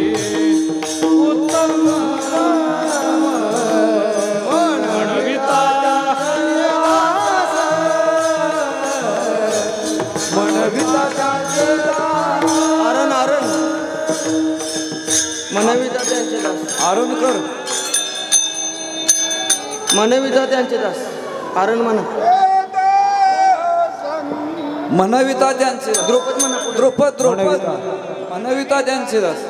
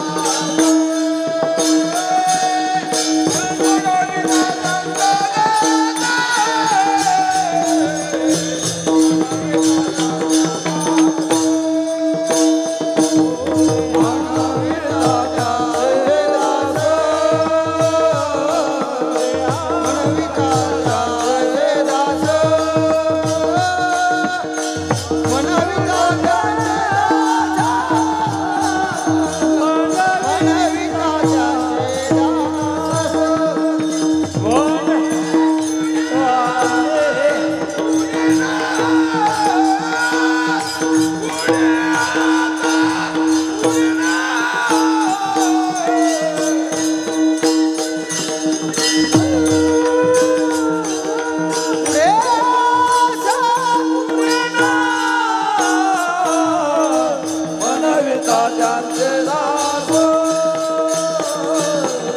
म्हणविता त्यांचे दास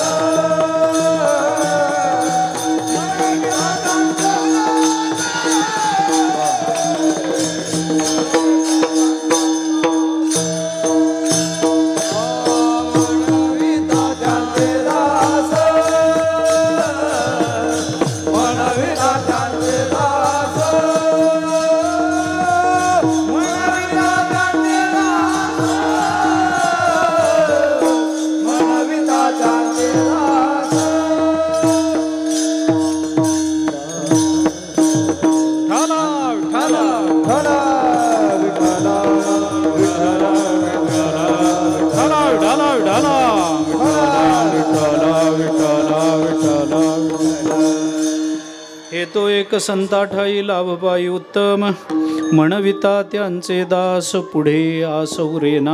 जगद्गुरु संत श्रेष्ठ श्री तुकोबराय या अभंगामध्ये मानवी जीवनाला प्राप्त होणारा लाभ आणि तो संतांकडून कसा प्राप्त होतो, संतांकडून प्राप्त होणारा लाभ याच्यामध्ये कोणत्याही पद्धतीचा दोष कसा नसतो, दुर्लभत्व, नश्वरत्व, अधिकारभेद असा कोणताही दोष त्याच्यामध्ये न येता निर्दुष्ट अशा पद्धतीचा लाभ जीवनामध्ये प्राप्त करून घ्यायचा असेल आणि ज्या लाभानंतर पुन्हा कोणत्याही लाभाची अपेक्षा मानवी जीवनामध्ये शिल्लक राहणार नसेल तर असा लाभ फक्त संतांच्या जवळ, संतांच्या चरणाजवळ प्राप्त होतो. हे तुकोबराय आपल्याला बोलून दाखवतात. त्याचा थोडासा मर्यादित धावता विचार आपण केला. थोडासा विचार सांगायचा आहे तो म्हणजे तुकोबरायांनी 2 ठिकाणी उत्तम लाभाला जे विशेषण तुकोबरायांनी दिलं तो उत्तम लाभ आहे असं तुकोबराय बोलतात. आता उत्तम म्हणजे काय याचा विचार करायचा झाला तर पुष्कळ पद्धतीनं आपल्याला विचार करता येतो. उद्गतः तमः यस्य सः उत्तमः किंवा उत्तम पुरुषस्त्वन्यः परमात्मेत्युदारतः. तिथं उत्तम शब्दाचा अर्थ ज्ञानोबारांनी काय केला, आचार्यांनी काय केला वगैरे वगैरेचं चिंतन आपल्याला करता येतं. पण त्यामध्ये न अडकता अगदी सोपा विचार आपल्याला जर सांगायचा झाला तर लाभामध्ये 3 प्रकार आपल्याला करता येतात. एक बरा लाभ असतो, एक चांगला लाभ असतो आणि एक उत्तम लाभ असतो. लाभाचे 3 प्रकार बरं का. अगदी सरळ साधं सांगतो, उदाहरणाने सांगतो, फार वेळ घेणार नाही, 5 मिनिटामध्ये सगळं सांगतो. एक बरा लाभ आहे, एक चांगला लाभ आहे आणि एक उत्तम लाभ आहे. उदाहरण मी आपल्याला देतो. तिन्ही करता एकच उदाहरण आपल्याला देतो. एका माणसाला 1000 रुपयाची गरज आहे. तो आपल्या मित्राकडे गेला आणि मित्राला म्हणाला, बाबा महिन्याचा शेवटचा आठवडा चालू आहे, पगार सगळा संपून गेला आहे, खिशामध्ये पैसे नाहीत आणि 1000 रुपयाची नितांत आवश्यकता आहे, फार महत्त्वाचं काम अडलं आहे, मला 1000 रुपये दे. मित्रांनी त्याला सांगितलं, बाबा 1000 रुपयाची गरज तुला आहे, मान्य आहे, महिन्याचा शेवटचा आठवडा तुझाच चालू आहे आणि आमचा काय पहिला चालू आहे का? आमचाही शेवटचाच चालू आहे, आमच्याही खिशामध्ये पैसे नाहीत, मग मी काही तुला 1000 रुपये देऊ शकत नाही. पण काही कारणाकरता मी 200 रुपये माझ्या घरामध्ये बाजूला काढून ठेवले होते, तेवढे 200 रुपये तुला देतो. अजून चौघाजवळ 200 गोळा कर आणि 1000 रुपये भरून तुझं काम कर, माझं काही म्हणणं नाही. पण एक गोष्ट लक्षात ठेव, पुढच्या महिन्याचा पगार झाला की आधी माझे 200 परत कर. याला म्हणतात बरा लाभ. मागायला गेला होता किती? 1000, मिळाले किती? 200. याला म्हणतात बरा लाभ बरं का. दुसरा लाभ आहे तो चांगला लाभ आहे. म्हणजे 1000 रुपयाची गरज होती, मित्राकडे गेला, मित्राला सांगितलं अशी अशी आवश्यकता आहे, फार निकड आहे, बायको दवाखान्यात आहे, मला 1000 रुपयाची गरज आहे, दे बाबा काहीतरी करून. मित्राने सांगितलं, मीही माझ्या काही महत्त्वाच्या कामाकरता 1000 रुपये काढून ठेवले होते, पण तुझी बायको आजारी आहे, महत्त्वाचं काम आहे म्हणतोस, माझं काम मी पुढच्या महिन्यात करू शकतो, मी जमवलेले 1000 रुपये तुला देतो, पण पगार झाला की आधी माझे 1000 परत कर. याला म्हणतात चांगला लाभ बरं का. मग तो म्हणतो, चांगलं झालं बाबा, घरी भेटलास, निदान माझं काम झालं, पुढच्या महिन्यात मी तुला तुझे 1000 रुपये परत करतो. मागायला गेला होता 1000, मिळाले किती? 1000. याला म्हणतात चांगला लाभ. आणि तिसरा लाभ आहे तो उत्तम लाभ आहे. म्हणजे काय? 1000 रुपयाची गरज आहे, मित्राकडे गेला, मित्राला सांगितलं 1000 रुपयाची गरज आहे, काही कर, 1000 रुपये दे. त्यांनी सांगितलं, बस रे चहा घे. तो म्हणला, नाही रे बाबा, चहा अन्न पाणी काही गोड लागत नाही, 1000 रुपये दवाखान्यामध्ये भरायचे, आधी काही कर, मला 1000 रुपये दे. मित्र उठला, घरामध्ये गेला, 5000 रुपये आणले, त्याच्या हातात ठेवले आणि सांगितलं, घेऊन जा. त्यांनी सांगितलं, अरे एवढे नको, मला 1000च पाहिजेत. मित्रांनी सांगितलं, अरे घेऊन जा, आजच सकाळी लॉटरीचं पहिलं बक्षीस माझ्या नावाने फुटलंय, घेऊन जा, 10 लाखाचं बक्षीस मिळालंय, 5000 रुपये घेऊन जा. आणि एक लक्षात ठेव, तू किंवा मी जिवंत असेपर्यंत हे 5000 परत करायचे नाहीत. याला म्हणतात उत्तम लाभ. बरं का. मी का सांगितलं हे? 1000 रुपयाची गरज होती 200 मिळाले, 1000 रुपयाची गरज होती 1000 मिळाले, आणि 1000ची गरज होती 5000 मिळाले. अपेक्षेपेक्षा कमी मिळतं तेव्हा तो बरा लाभ असतो. अपेक्षे इतकं मिळतं तो चांगला लाभ असतो, आणि अपेक्षेपेक्षा कैक पटीनं जास्त मिळतं तो उत्तम लाभ असतो. आमचा प्रपंच आम्हाला लाभ देतो, त्याच्याशिवाय आपण प्रपंचात राहिलोच नसतो. आमचा प्रपंच आम्हाला जो लाभ देतो तो बरा लाभ आहे. परमात्मा आम्हाला जो लाभ देतो तो चांगला लाभ आहे, आणि संत महात्मे आम्हाला जो लाभ देतात तो उत्तम पद्धतीचा लाभ आहे. म्हणजे आता आपण अभंगाकडे या. हे तो एक संता ठाई लाभ पायी बरा नाही, लाभ पायी चांगला नाही, लाभ पायी उत्तम. म्हणजे काय? संतांकडे गेल्यानंतर संत अपेक्षेपेक्षा कमी कधीच देत नाहीत, अपेक्षे इतकंही कधी देत नाहीत. आपण ज्याची अपेक्षा करून गेलो त्याच्या कैक पटीनं संत महात्मे जास्त देतात. या संताचे हे देणे कल्पतरुहुनी दुणे, परिसा परिस अगाध जेणे, चिंतामणी ठेंगणा वाटावा, इतकं संत महात्मे आपल्याला देतात. याला उत्तम पद्धतीचा लाभ म्हणतात. म्हणून ज्ञानोबारायांनी जय जय देव श्री गुरु अकल्पनाख्य कल्पतरो स्वसंविद्रुम बीज प्ररोहणावनी असं 18व्या अध्यायाच्या नमनामध्ये आपल्या सद्गुरूंच्या संबंधानं जी भाषा वापरली त्याचाही विचार जर आपण केला तर अकल्पनाख्य कल्पतरू असे संत महात्मे असतात. म्हणून संतांच्या चरणाजवळ आपल्या अपेक्षेपेक्षा जास्त आपल्याला मिळतं. संत महात्मे आपल्याला जो लाभ देतात तो लाभ आपल्या जीवनाचं धन्यता आपल्या जीवनाची करून देणारा असतो. म्हणून संतांच्या चरणाजवळ लाभ मिळवावा. देवाकडे प्रपंचाकडे जाऊन लाभाची अपेक्षा करण्यापेक्षा तुकोबारायांच्या चरणाजवळ बसून लाभाची अपेक्षा करावी. त्यांच्या गाथ्यातल्या अक्षरातून लाभाची अपेक्षा आपण करावी. आणि गाथा घरी आहे तर नित्यत्वानं तो गाथा वाचण्यामध्येच आपल्याला तो लाभ प्राप्त होऊ शकतो. हा विश्वास ठेवून लाभात आपण गाथ्याचा ज्ञानेश्वरीचा आश्रय करावा आणि आपलं जीवन धन्य करून घ्यावं, एवढीच प्रार्थना या निमित्तानं सर्वांच्या चरणी करतो. सर्व मान्यवर माझ्या समोर आहेत, सगळेच तुकोबारायांचे वंशज आहेत. आपल्या चरणी साष्टांग दंडवत माझं नित्य आहे. परंतु आपण उपस्थित राहिला या सगळ्याबद्दल आपल्या प्रति पुन्हा पुन्हा कृतज्ञता व्यक्त करतो.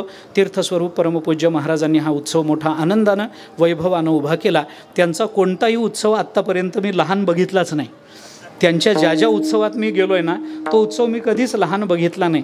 एकतर त्या उत्सवामध्ये यज्ञ तरी मोठा असतो, त्या उत्सवामध्ये अन्नदान तरी मोठं असतं, त्या उत्सवामध्ये वस्त्रदान तरी मोठं असतं, त्या उत्सवामध्ये गर्दी तरी आमाप असते, त्या उत्सवामध्ये ज्ञानदान तरी मोठं असतं.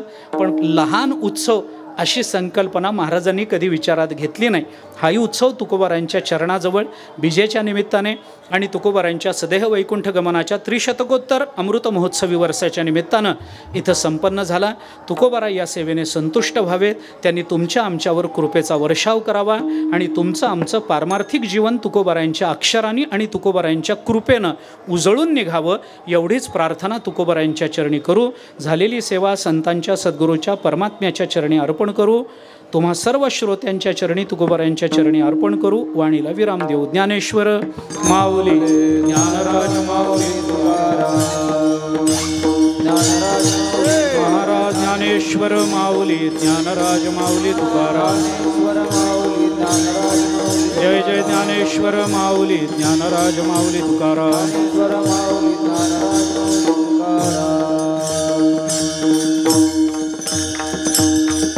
तुकाराम तुकाराम तुकाराम तुकाराम. बोला बोला. तुकाराम तुकाराम तुकाराम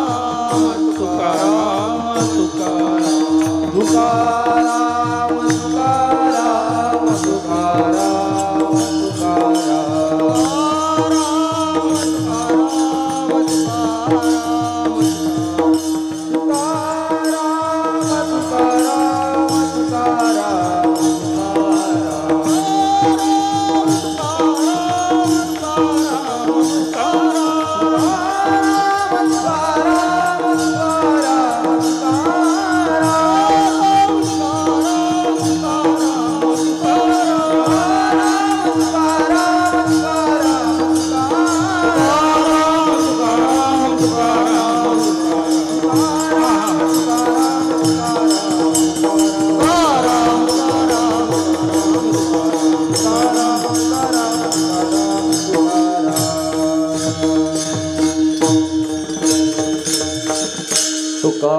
संत सेवा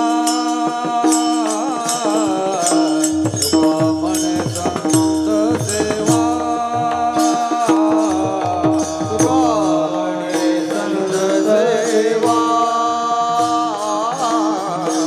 तुका म्हणे संत सेवा तुका म्हणे संत सेवा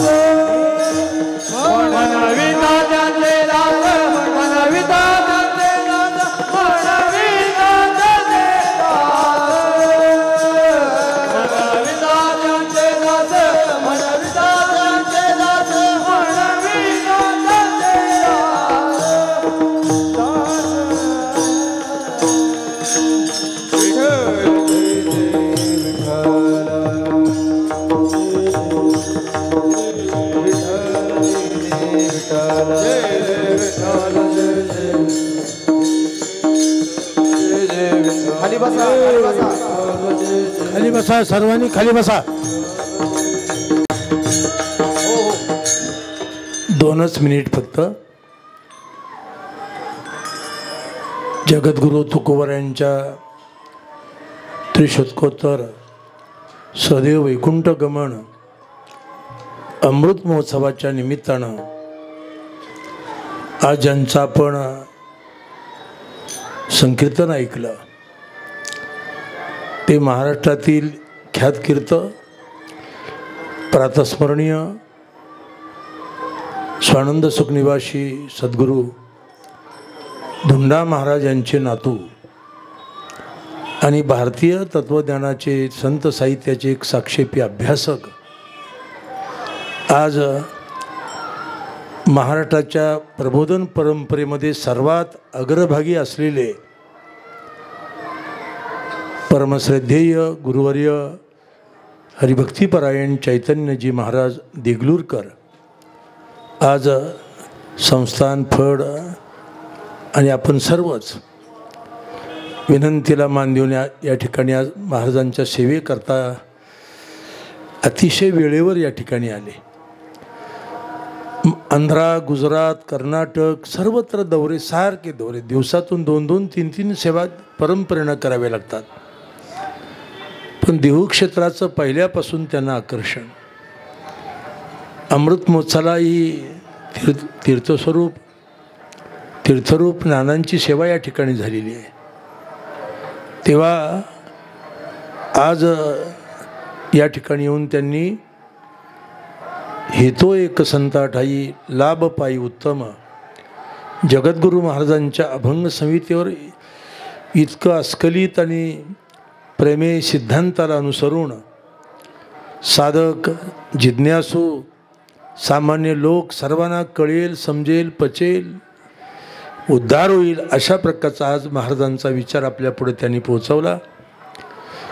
आज या प्रसंगी खरं तर जगद्गुरू तुकोबरायांचं संस्थान, त्या संस्थानचे अध्यक्ष, विश्वस्त या सर्वांच्या अधिपत्याखाली आणि जगद्गुरू तुकोबरायांच्या वंशजांचा देहूकर फड या फडाच्या माध्यमातून आणि सर्व संस्थान आणि फड याचे जे भक्त लोक आहेत त्या सर्वांनी मिळून हा उत्सव इथे आयोजित केला. महाराजांचा हा शेवटचा टप्प्यातला उत्सव आहे.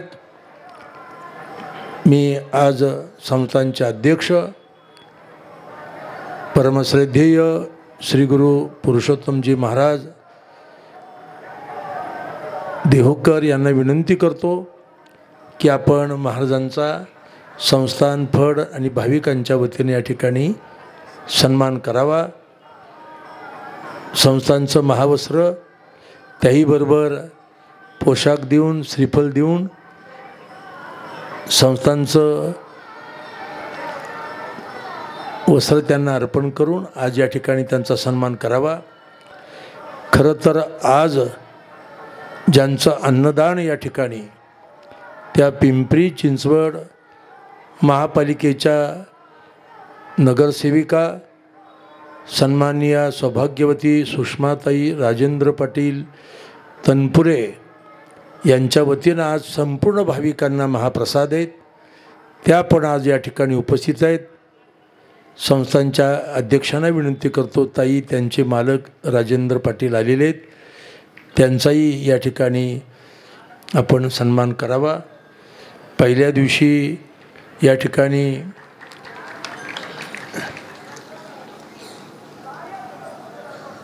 ज्यांनी अन्नदान केलं ते यशवंतराव बालवडकर या ताई,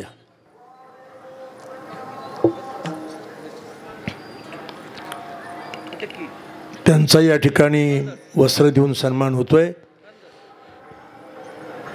या संस्थांचे विश्वस्त हरिभक्तीपरायण श्री गुरु भानुदास महाराज त्यांचा सन्मान करतायत, चांगली गोष्ट आहे. आदरणीय विजय अण्णा जगताप या महोत्सवाचे ते अध्यक्ष आहेत, त्यांनी सर्व खटाटोप केलेलं आहे. लक्षात ठेवा, आम्ही तर कुंभमेळ्यामध्ये थकलो होतो. 45 दिवस तिथे प्रयागमध्ये अन्नछत्र यज्ञ सप्ताह आणि हा शेवटचा सेवेचा भाग संस्थांनी आमच्याकडे सोपवला आणि फडानं उत्तम प्रकारची या ठिकाणी सेवा संपन्न केली. आता उद्या आपला उपांत्य दिवस आहे. परवा श्री गुरु भाऊंचं या ठिकाणी काला कीर्तन होईल, पण उद्या नियमाप्रमाणे कार्यक्रम होतील.